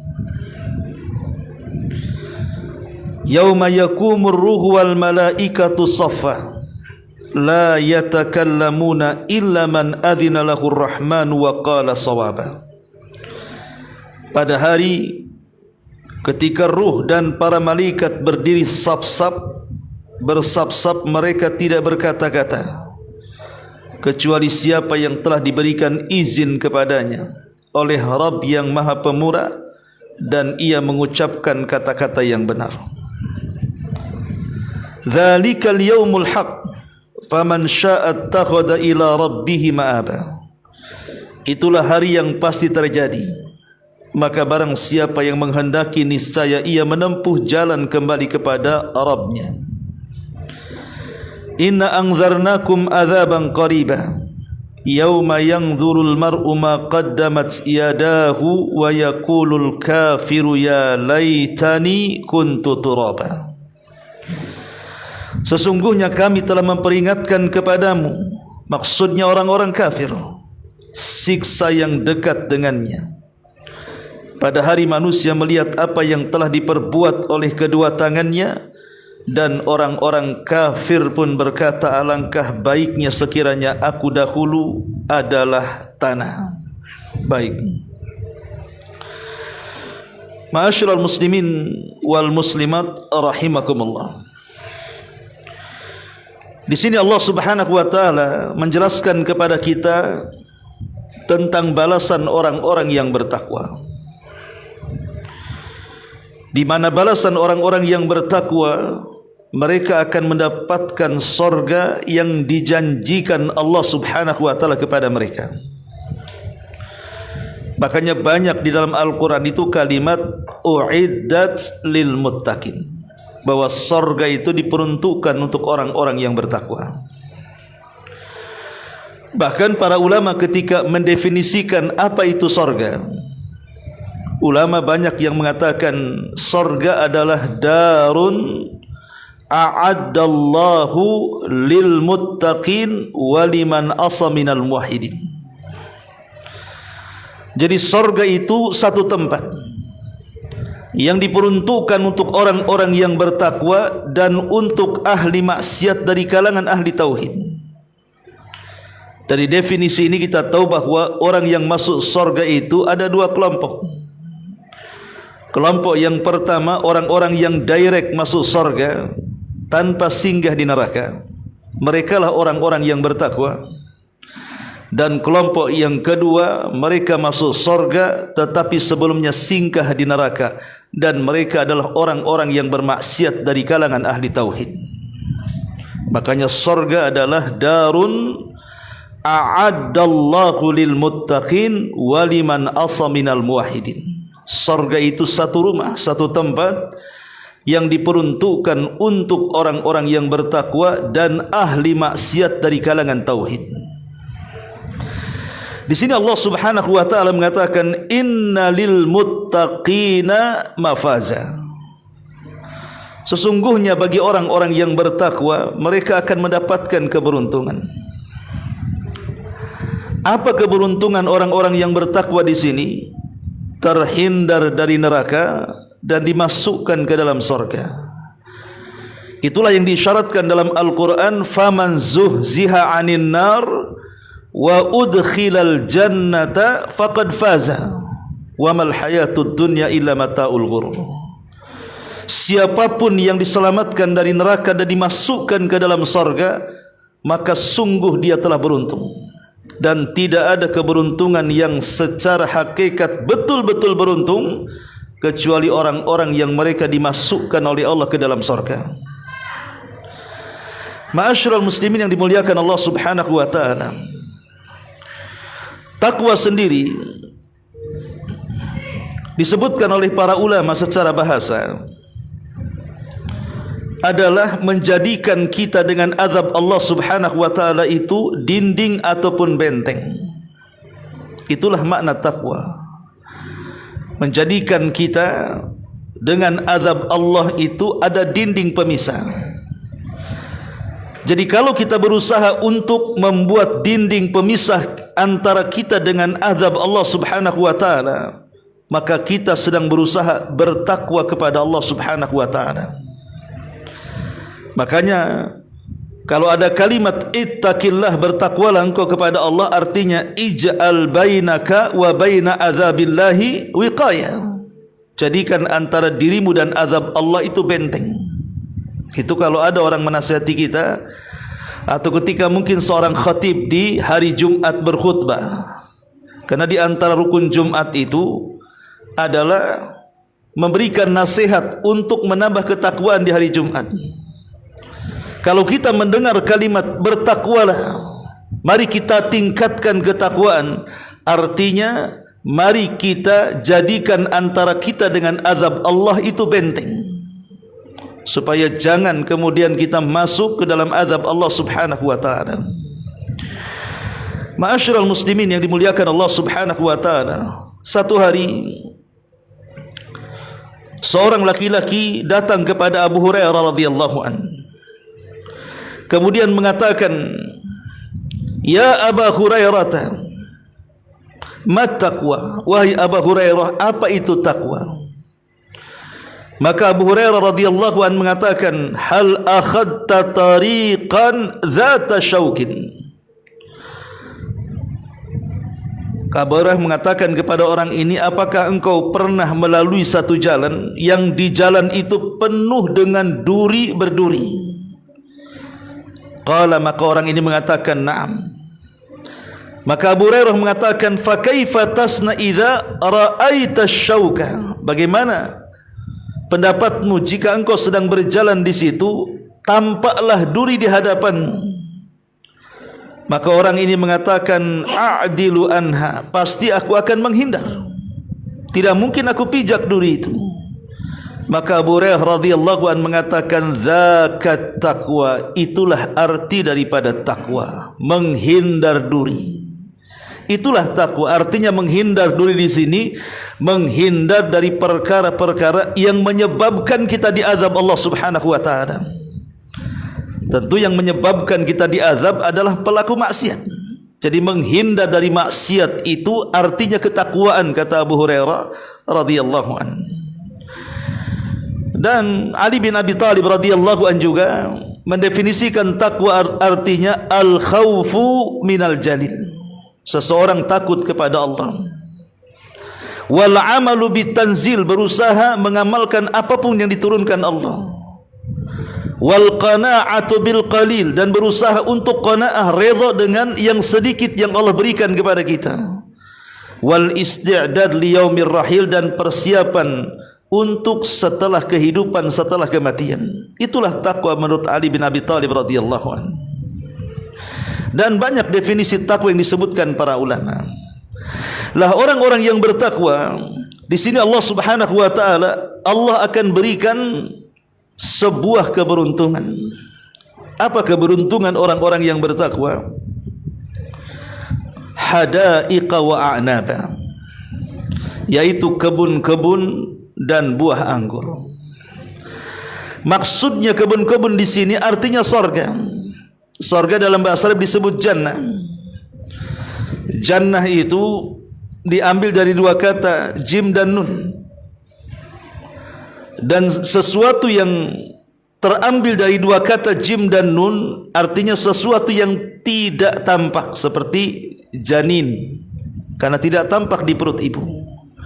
Atau al-jin, jin itu makhluk selain manusia, kita tidak bisa melihat jin, termasuk jannah. Kenapa sorga disebut jannah? Karena sorga itu dipenuhi dengan pepohonan yang rindang. Pepohonan yang rindang, kebun yang penuh dengan pepohonan, buah-buahan yang jumlahnya tidak ada yang tahu kecuali Allah, termasuk jenisnya, warnanya, rasanya, tidak ada yang tahu kecuali Allah Subhanahu wa taala. Sehingga sorga itu tertutup oleh pepohonan, maka disebut jannah. Itulah hadaik namanya, hadaik wa anaba. Kemudian Allah mencontohkan satu buah-buahan, yakni buah anggur. Buah-buahan di sorga bukan hanya buah anggur saja, macam-macam buah-buahan. Tetapi Abdullah ibn Abbas radhiyallahu anhuma mengatakan, perbedaan buah-buahan di sorga dengan buah-buahan di dunia itu hanya sekedar di nama saja. Mungkin di dunia ada pisang, di sorga ada pisang. Di dunia ada kurma, di sorga ada kurma. Di dunia ada anggur, kemudian di sorga ada anggur, dan begitu seterusnya. Hanya persamaan nama saja, bukan persamaan hakikat, bukan persamaan rasa, dan bukan persamaan bentuk.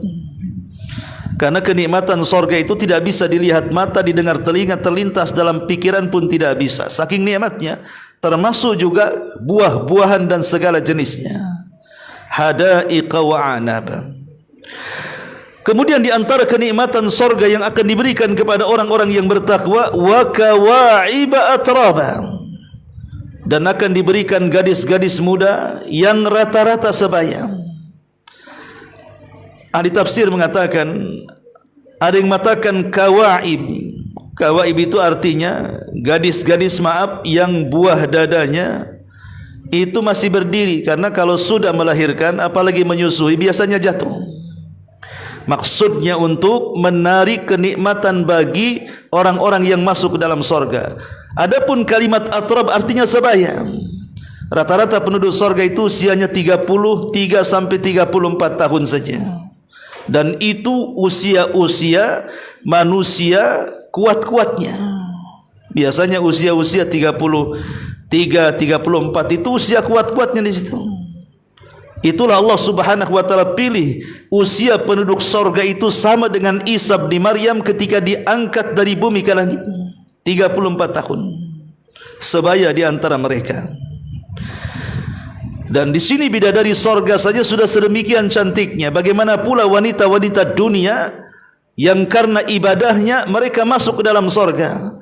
Tentu keindahan wanita dunia yang masuk sorga jauh lebih indah, lebih cantik, lebih molek dibandingkan bidadari yang ada di sorga. Dan itu sebagaimana ditanyakan oleh Ummu Salamah kepada Nabi SAW tentang wanita-wanita dunia yang masuk ke dalam sorga. Kenapa mereka lebih indah? Karena wanita-wanita dunia masuk sorga itu dengan susah payah, dengan ibadah yang mereka lakukan sehingga mereka masuk sorga. Adapun bidadari itu tercipta begitu saja di sorga.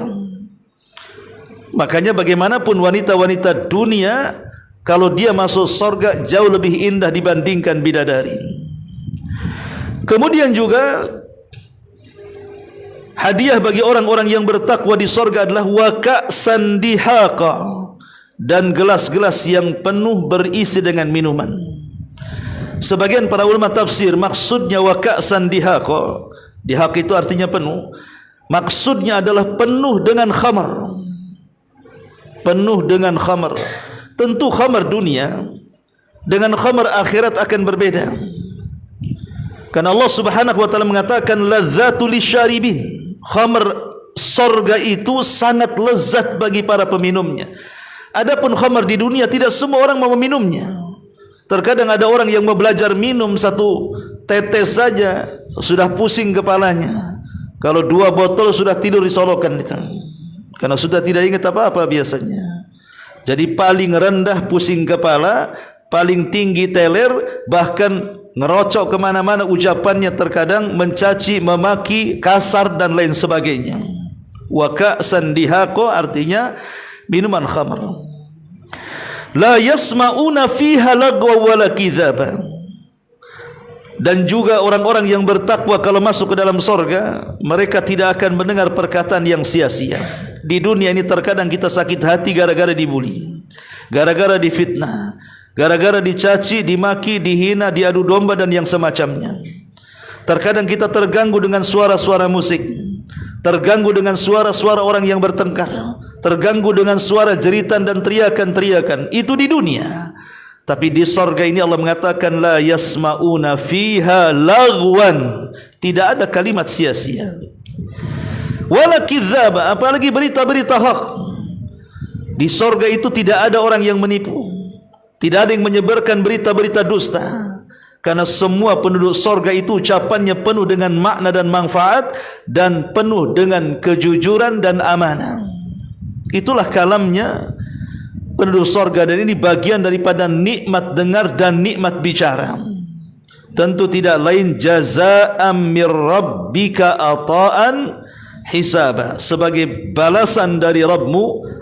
Ata'an pemberian cuma-cuma, hisaban itu artinya nikmat yang tidak pernah terputus.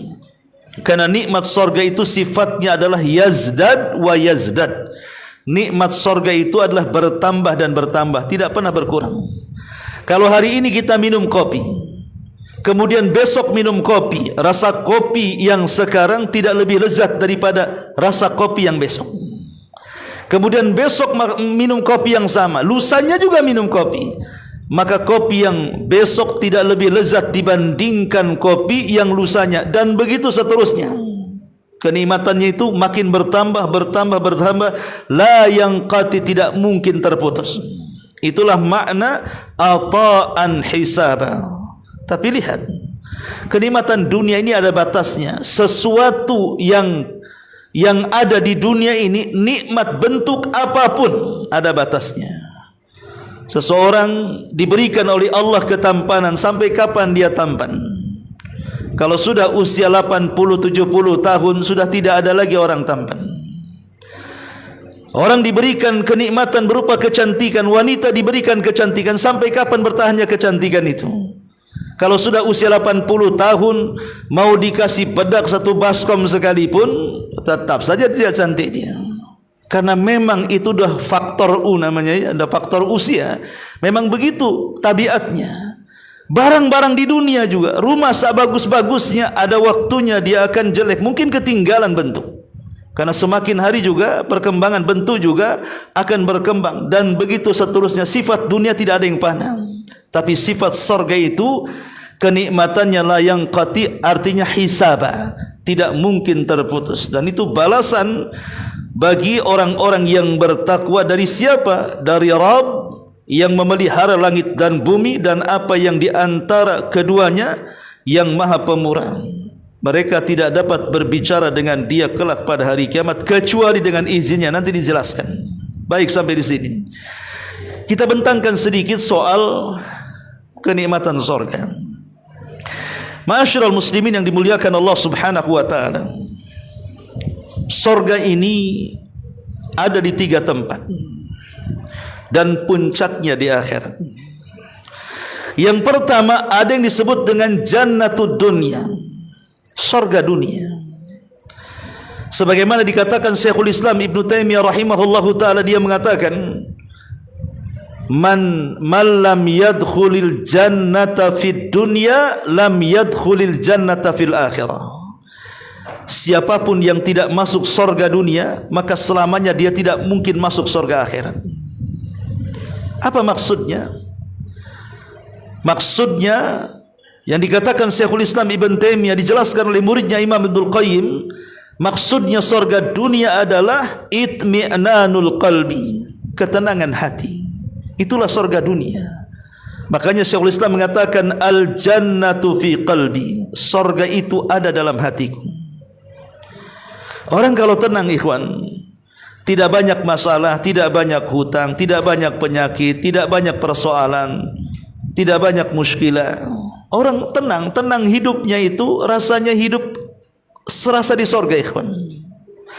Tapi kalau sudah banyak masalah, jangan banyak masalah, satu masalah saja, itu kadang-kadang kita sudah buat rungsep kan, nggak tenang hidup. Sehebat apapun rumah antum bangun, segedong apapun, selebar apapun, secanggih apapun, berbagai macam perabotannya sangat luar biasa modern, tapi kalau hati tidak tenang, betapa banyak orang-orang kaya tidak kerasan tinggal di rumahnya. Kenapa? Karena tidak ada ketenangan. Melihat istri kayak melihat setan, maunya kabur saja, nggak tenang. Ya. Ma'asyiral muslimin wal muslimat rahimani wa rahimakumullah. Begitu juga istri, kalau tidak ada ketenangan, walaupun diberikan fasilitas hebat oleh suami, dia tidak akan kerasan di rumahnya. Karena ketenangan itu bagian daripada surga dunia. Ala bi dzikrillahi tatmainnul qulub. Kemudian yang kedua, jannatul barzah. Ada yang disebut dengan surga barzah, surga setelah kematian. Itulah kehidupan yang disebut dengan nikmat kubur, di mana orang-orang yang mendapatkan nikmat kubur akan dibentangkan kuburannya seluas mata memandang, akan dihantarkan pakaian, makanan, minuman dari sorga. Pintu sorga akan dibuka, dihadapkan, dimasukkan ke dalam kuburnya, sehingga berhembus wewangian dari sorga masuk ke dalam kuburnya. Kemudian akan datang orang yang akan menyenangkan bagi penduduk kubur, sampai akhirnya dia mengatakan nim naumatal arus, tidurlah seperti pengantin baru. Dia pun merasakan nikmat karena ruhnya dibawa oleh Allah Subhanahu wa taala ke surga, walaupun jasadnya tetap dalam kuburan. Dan yang terakhir, inilah puncaknya yang disebut dengan jannatul akhirah, surga yang pernah dimasuki Nabi Allah Adam alaihi salatu wassalam, dan surga yang pernah dimasuki baginda sallallahu alaihi wasallam. Karena Nabi SAW pernah masuk ke dalam surga. Kapan itu? Dalam peristiwa Mi'raj. Dia mengatakan dakhaltul jannata fa idza ana biqasrin minadz zahab. Aku masuk ke dalam surga, kata Rasul, tiba-tiba di hadapanku ada istana yang terbuat dari emas. Kemudian ku katakan kepada Jibril, liman hadza ya Jibril, untuk siapa istana yang terbuat dari emas ini wahai Jibril? Maka Jibril mengatakan, li rajulin minal Arab. Istana itu diperuntukkan untuk orang Arab. Rasul mengatakan, fadhanantu annahu ana, kusangka itu saya kan orang Arab. Kemudian Rasul berkata kepada Jibril, tolong Jibril tegaskan untuk siapa surga ini, untuk siapa istana megah ini. Kemudian Jibril mengatakan, li rajulin min Quraisy, dari anak muda dari bangsa Quraisy. Kata Rasul, fadhanantu annahu ana, saya sangka itu saya kan dari Quraisy. Rasul bertanya lagi kepada Jibril, tolong Jibril yang jelas, siapa, sebutkan namanya. Maka Jibril mengatakan, li Umar ibnil Khattab radhiyallahu an. Ini istana milik Umar ibnil Khattab radhiyallahu an. Subhanallah, orangnya belum masuk surga, istananya sudah dibangunkan duluan. Itulah Umar bin Khattab. Wajar, karena Umar itu dikenal dengan ahli ibadah, ahli salat. Sampai di bawah matanya itu ada lekukan seolah-olah tempat jatuhnya air mata setiap Umar bin Khattab dia salat. Saking rajinnya dia salat. Umar bin Khattab ahli salat. Sampai-sampai Nabi SAW pernah mengatakan, ya Umar, kalau engkau berjalan di satu jalan, setan berjalan di jalan yang sama yang kau lalui, setan yang kabur dari pandangan. Kalau kita kan enggak, kita yang kabur dari setan. Coba saja orang takut lewat kuburan Tamiang, itu biasanya kalau nyetir 60 jadi 100 tuh. Kita yang kabur, ya. Tapi Umar justru setannya yang kabur. Kenapa? Karena setan sangat takut dengan ahli ibadah. Makanya wajar kalau seandainya Allah hadiahkan Umar dengan sorga, langsung istananya terbuat dari emas. Dan Rasul masuk ke dalam sorga. Ketika dia penasaran mau masuk ke dalam istana itu, dilihatnya ada di bidadari di pintu istana Umar. Tak jadi masuk Rasul, dan menundukkan pandangannya, kemudian balik lagi. Ketika peristiwa ini berlalu, Nabi SAW menemui Umar bin Khattab radhiyallahu anhu dan mengatakan dan menceritakan kisahnya. Ketika Rasulullah SAW kemudian sampai kepada kisah berjumpa dengan bidadari Umar yang ada di depan istana dan tidak masuk karena malu, Umar pun menangis dan mengatakan, a'alaika agharu ya Rasulullah, apakah kepadamu aku harus cemburu wahai Rasul? Kenapa kau tidak masuk saja? Ya. Ma'asyiral muslimin yang dimuliakan Allah Azza wa Jalla, dari sini kita tahu bahwa Rasul pernah masuk ke dalam sorga, maknanya sorga itu sudah ada. Karena orang-orang Mu'tazilah mengatakan sorga itu belum tercipta. Sorga itu belum tercipta. Kita katakan sorga itu sudah dicipta. Bagaimana tidak dicipta? Allah mengatakan uidat lil muttaqin, disediakan bagi orang-orang yang bertakwa. Yang namanya disediakan itu sudah ada barangnya. Masa disediakan belum ada barangnya? Gimana ceritanya? Ya. Ma'asyiral muslimin wal muslimat rahimani wa rahimakumullah. Baik, secara singkat, dari mana kita mulai perjalanan manusia ke dalam surga ini? Kita mulai dari titian siratal mustaqim. Ketika manusia melintasi titian siratal mustaqim, sebuah jembatan yang dibentangkan bawahnya jahanam. Titian ini bukan perkara mudah orang melaluinya, ikhwan. Itu sulit sekali. Karena yang selamat itu sesuai dengan amalannya. Ada yang berhasil sehingga dia berjalan di atas titian seperti kilat, tahu-tahu sudah ada di ujung. Ada yang seperti pacuan kuda, ada yang seperti lari kencang, ada yang merangkak, kadang jatuh, kadang berdiri. Ada yang tidak selamat sehingga harus jatuh ke dalam jahanam, naudzubillah. Dan orang yang pertama kali menyeberangi adalah Rasul kita Muhammad sallallahu alaihi wasallam. Dia akan berdiri di ujung titian, melihat umatnya satu persatu berjalan. Dia pun menengadahkan tangan ke langit dan mengatakan, Allahumma sallim sallim, ya Allah selamatkan umatku, ya Allah selamatkan umatku. Ketika manusia sudah semua berhasil, orang-orang yang beriman meniti titian sirat itu, dan mereka kemudian berhasil juga dari kisah di Kantarah, maka mereka akan berjubel di pintu sorga. Kata Nabi SAW, sayati alaikum zaman kadhidu minaz ziham, akan datang zamannya kepada kalian orang berdesak-desakan di pintu sorga. Kenapa berdesak-desakan di pintu sorga? Kenapa mereka tidak masuk? Bukankah pintu sorga itu sangat luas, sangat lebar, dan jumlahnya ada 8, berbeda dengan neraka jumlahnya hanya 7 saja? Kenapa pintu sorga dilebihkan, neraka tidak? Karena untuk menunjukkan bahwa rahmat Allah lebih luas dibandingkan murkanya. Makanya pintu sorga dilebihkan 1 dibandingkan pintu neraka. Lah ketika itu manusia datang kepada Nabi Adam dan mengatakan, ya Adam anta abuna, wahai Adam engkau bapak kami, tolonglah buka sorga untuk kami. Tapi Adam menolaknya karena dia pernah masuk ke dalamnya lalu diusir oleh Allah karena dosanya. Tiba-tiba di tengah-tengah mereka ada anak muda yang Allah Subhanahu wa taala jadikan khatamul anbiya wal mursalin, pemimpinnya para nabi dan rasul sekaligus penutup para nabi dan rasul. Rasul kita Muhammad sallallahu alaihi wasallam mulai dia mendekati pintu-pintu sorga dan mengetuk satu persatu. Ketika Nabi sallallahu alaihi wasallam mengetuk pintu sorga dan dia pun mengucapkan salam, penjaga pintu sorga malaikat Ridwan mengatakan, man, siapa kamu? Maka Nabi SAW mengatakan, ana Muhammad. Lihat, Rasul sallallahu alaihi wasallam mengajarkan kepada kita sifat tawadhu. Dia tidak mengatakan saya nabi, saya rasul, saya ulul azmi, saya khatamul anbiya wal mursalin. Tidak, titel-titel itu oleh Rasul tidak disebutkannya. Padahal itu titel-titel yang paling mulia di dunia. Tapi Rasul mengatakan ana Muhammad, saya adalah Muhammad. Inilah sifat tawadhu. Jangan seperti orang-orang sekarang baru sampai tingkat RT saja, saya RT, saya RW, saya lurah, saya camat. Baru disebut namanya, titelnya dulu baru namanya. Tidak ada tawadhu'nya. Ya. Tapi Nabi SAW mengatakan ana Muhammad, saya Muhammad. Maka malaikat Ridwan mengatakan, bika umir alla aftah li ahadin qablaka qat. Karenamu ya Muhammad, aku dilarang membuka pintu ini kecuali kau yang minta. Maka seluruh pintu sorga dibuka. Dan masing-masing pintu sorga Allah letakkan penyeru. Dan masing-masing penyeru akan menyerukan kepada ibadah-ibadah yang dilakukan oleh manusia sesuai dengan kebiasaannya. Kalau dia ahli salat, maka akan dipanggil dari pintu salat. Kalau dia ahli sedekah, ahli zakat, maka akan dipanggil dari pintu zakat. Kalau dia ahli haji, dipanggil dari pintu haji.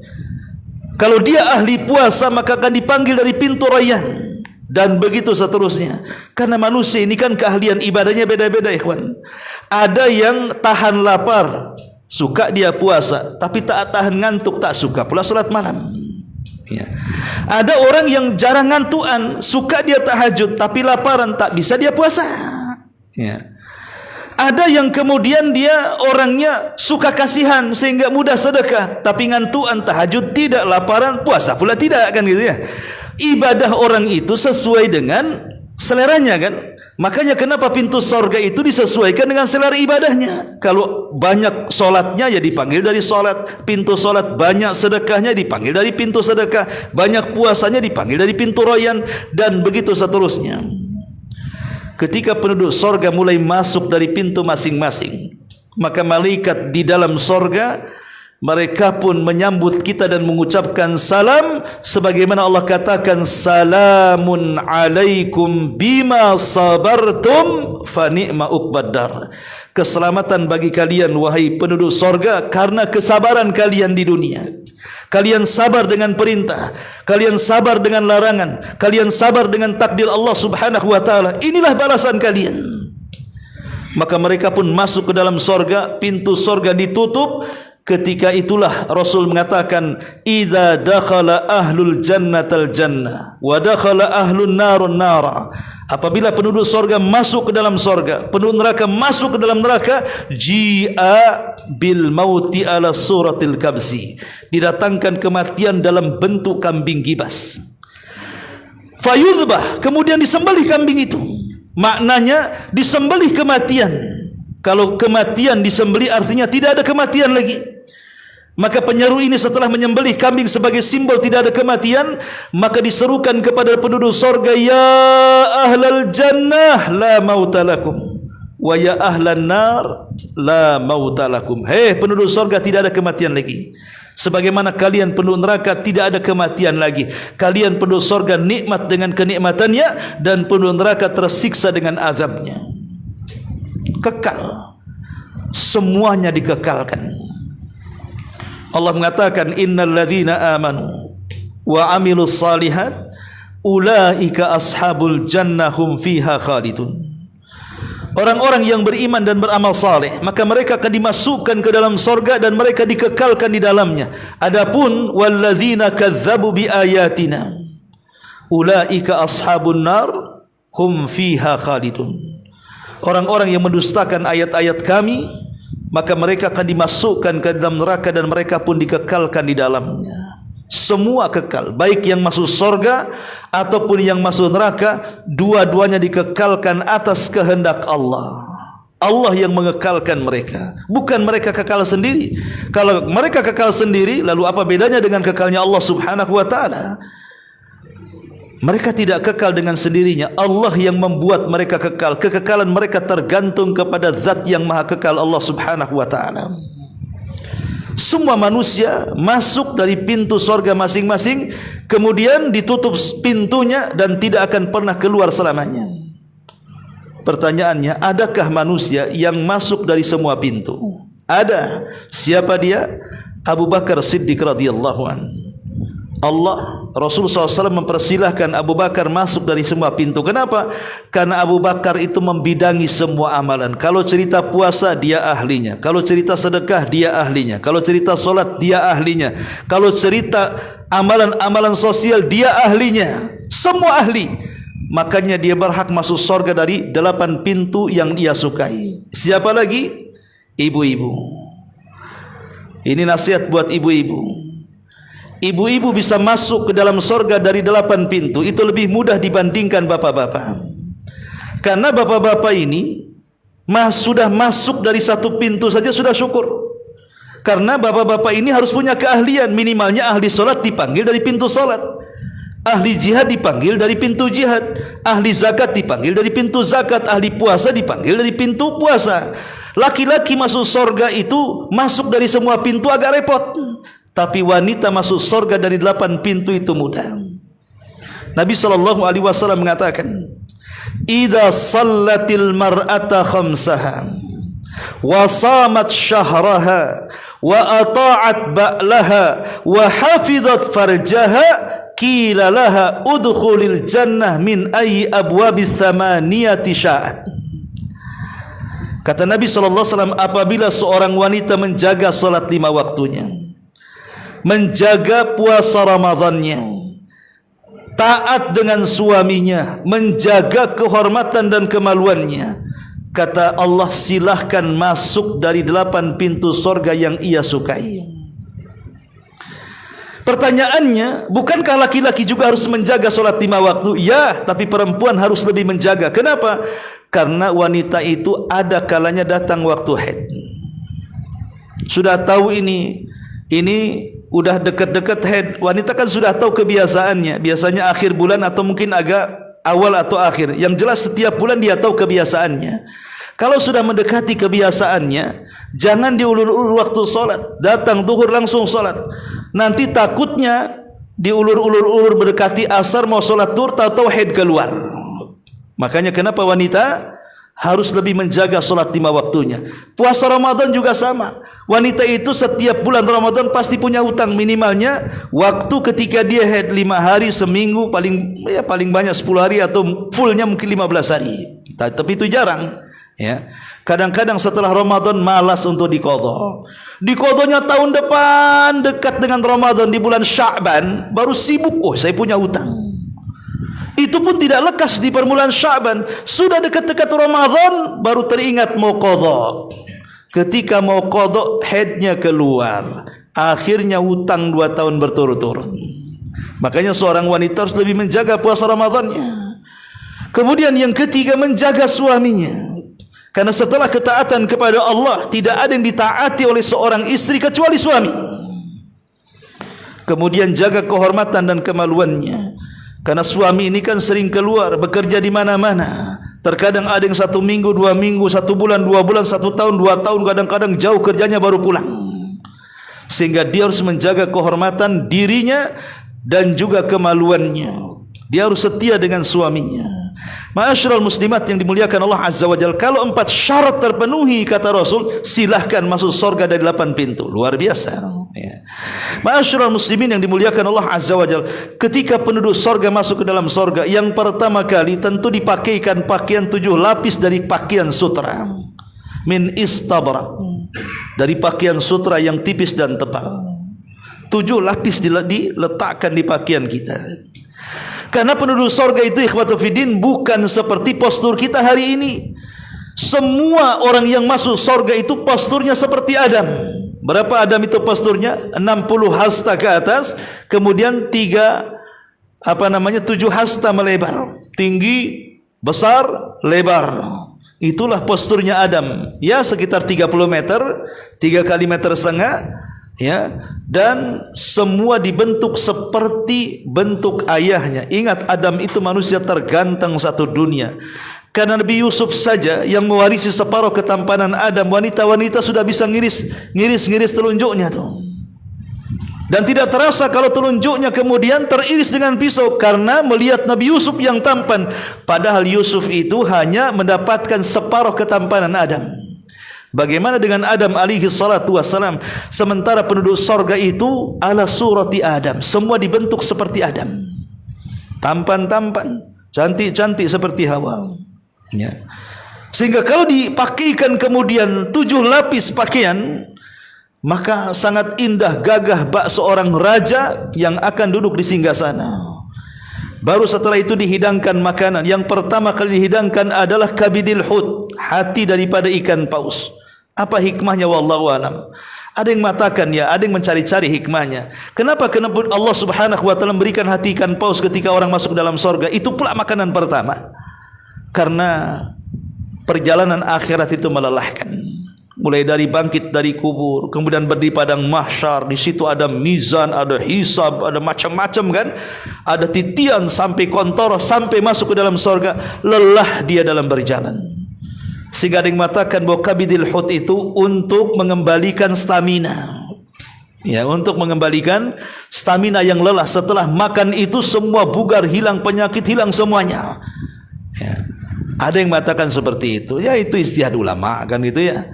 Walaupun tidak diketahui hikmahnya, sudah samina wa ta'na saja. Pokoknya yang pertama dimakan adalah kabidil hut. Kemudian yang pertama diminum adalah zanzabil.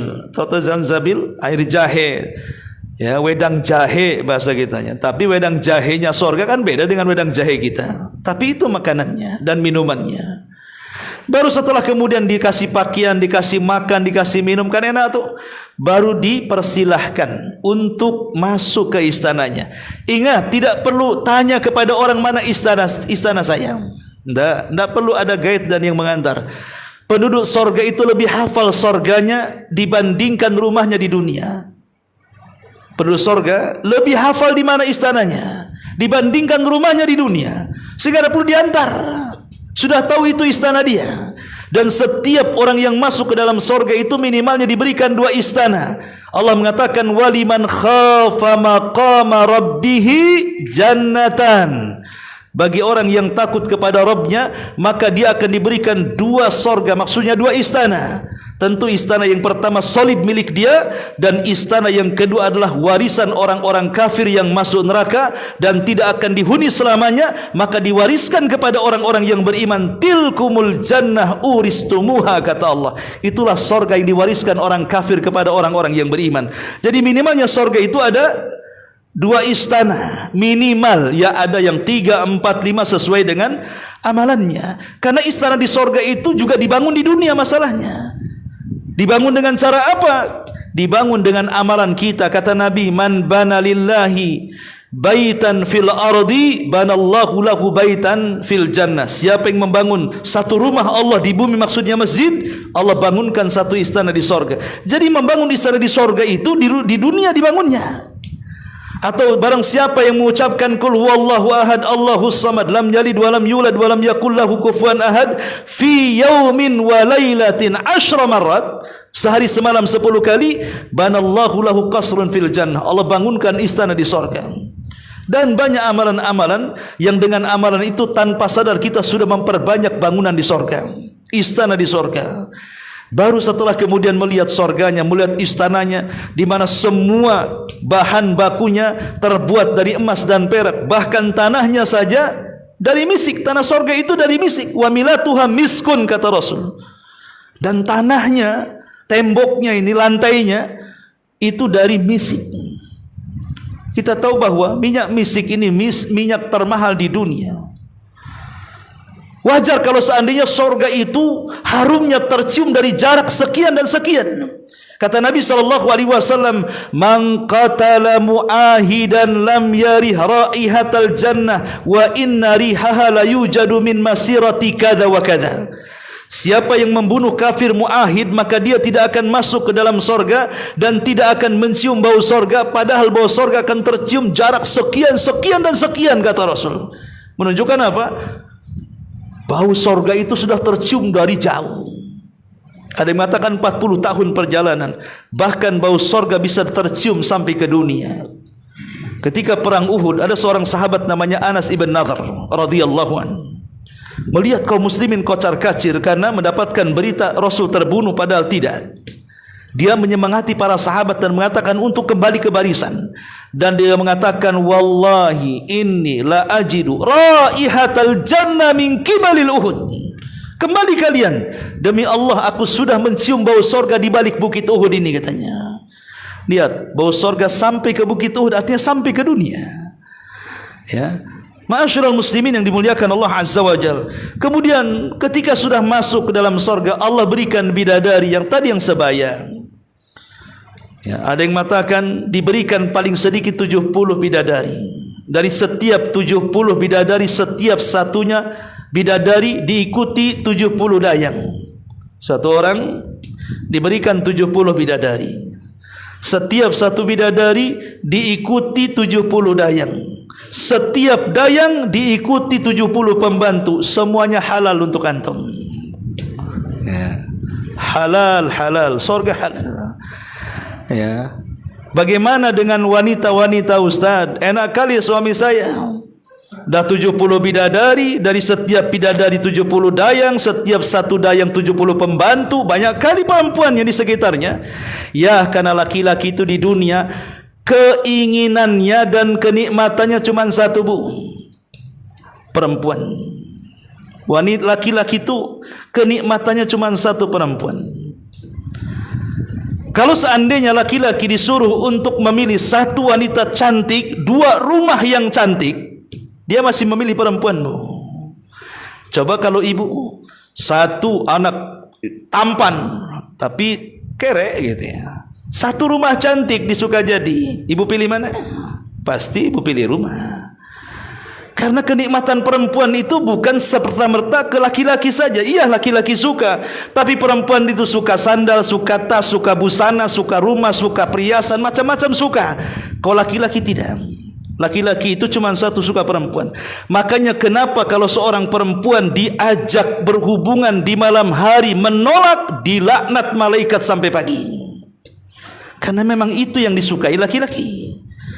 Selebihnya tidak ada. Kalau saya boleh analogi seperti ini, kalau seandainya ada laki-laki kemudian dihadapkan dua wanita, yang satu wanitanya jelek, hitam, gemuk, kriwel, pokoknya nggak ada tertarik-tertariknya sama sekali, tapi dia kaya.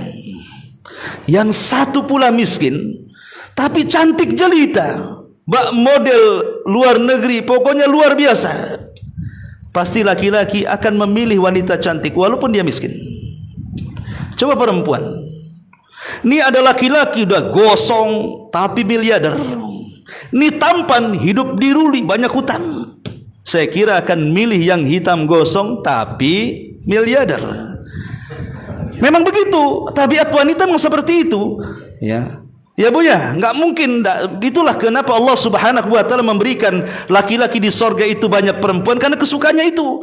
Tapi perempuan di sorga tentu akan diberikan semua kenikmatan yang ibu tidak rasakan di dunia. Ma la ainun ra'at wala udhunun sami'at wala khatara ala qalbi bashar. Kenikmatan yang tidak pernah dipandang mata, didengar telinga, terlintas dalam otak manusia pun tidak bisa dipikirkannya. Saking nikmatnya. Belum makanannya, di mana makanannya itu luar biasa. Apa yang kita hajatkan sudah ada. Apa yang kita inginkan dikabulkan. Bahkan kalau seandainya seorang petani di dunia, di sorga dia ingin menjadi petani, maka Allah kabulkan. Langsung hari itu dia nanam, hari itu juga dia tumbuh besar, hari itu juga dia berbuah dia. Begitulah penduduk sorga. Jadi seluruh keinginannya Allah Subhanahu wa taala kabulkan.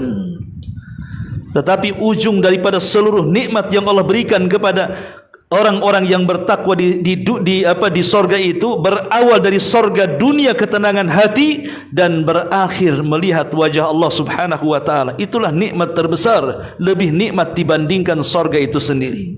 Dan tidak mungkin orang masuk sorga kalau orang tidak tenang hatinya. Makanya kalau tenang hati, ibadah pun tenang, solat pun khusyuk, puasa pun enak, cari kerja pun nyaman, hati tenang. Ya, semua bisa dilakukan hati tenang. Ibadah pun bisa betul-betul ikhlas kalau hati tenang. Coba orang yang dikejar-kejar hutang, kadang-kadang solat inna a'tain aja nggak hafal dibolak-balik tuh, karena pusing ntar lagi mau bayar. Pada surat yang biasa dibaca, ya, karena hatinya nggak tenang kan. Hati enggak tenang itu sama seperti kisah seorang laki-laki yang mau dirampok di padang pasir. Ada orang saleh, dia mengambil jasa muat barang. Dia seorang saudagar. Rupanya jasa muat barang ini perampok. Sampai di tengah padang pasir berhenti. Orang saleh ini udah ketakutan karena setiap jalan di padang pasir banyak tulang belulang, tengkorak manusia. Kata jasa pengangkut barang, engkau pasti sudah tahu siapa aku. Akulah perampok di sini. Kata orang soleh ini, aku tahu keinginanmu. Kalau kau ingin, silakan ambil barang daganganku, biarkan aku pulang dengan selamat. Kata perampok, semua orang yang kurampok persis ngomongnya kayak kamu, katanya. Nggak beda katanya. Tapi ku bunuh juga. Akhirnya kemudian orang soleh ini bingung, pasti dia nggak akan selamat. Akhirnya dia ngomong sama perampok ini, bisa enggak kau berikan waktu aku berwudu? Aku ingin solat 2 rakaat. Akhirnya dia pun ambil wudu, kemudian solat 2 rakaat. Ketika solat blank, enggak ada yang dibaca. Mau baca apa? Karena habis itu dibunuh masalahnya. Diam aja. Habis ini mau dibunuh. Enggak hafal satu pun ayat di kepalanya. Ya. Tapi Allah Subhanahu wa taala ilhamkan satu ayat di kepalanya, langsung dibaca berulang-ulang. Amma yujibul muttarra idza da'a wa yakhshifus sudan ila akhiril ayat. Amma yujibul muttarra idza da'a. Siapakah yang akan mengabulkan doa orang yang sedang kesulitan kalau bukan Allah? Itu yang diulang-ulang kan? Rupanya datang karamah. Entah dari mana datangnya, datang kuda putih, ada penunggang berpakaian putih, tiba-tiba melaju dengan sangat kencang ke arahnya, nabrak perampok mati kemudian hilang. Dia pun selamat dengan membawa dagangannya. Dan dia ceritakan kepada para ulama di tempatnya, boleh jadi itu malaikat yang Allah kirim untuk menolong. Kisah ini disebutkan oleh Imam Zahabi dalam kitab Sirah Alamin Nubala. Artinya bahwa lihat bagaimana orang kalau pusing nggak bisa dibaca kan, semua hilang. Tapi orang tenang itu semua bisa. Makanya ketenangan itulah sorga dunia yang akan mengarahkan kepada sorga akhirat. Wallahu a'lam bishawab. Sudah jam 7. Ada janjian dengan Syekh. Subhanakallahumma bihamdika asyhadu an la ilaha illa anta astaghfiruka wa atubu ilaik. Allahu taala alam. Assalamualaikum warahmatullahi wabarakatuh.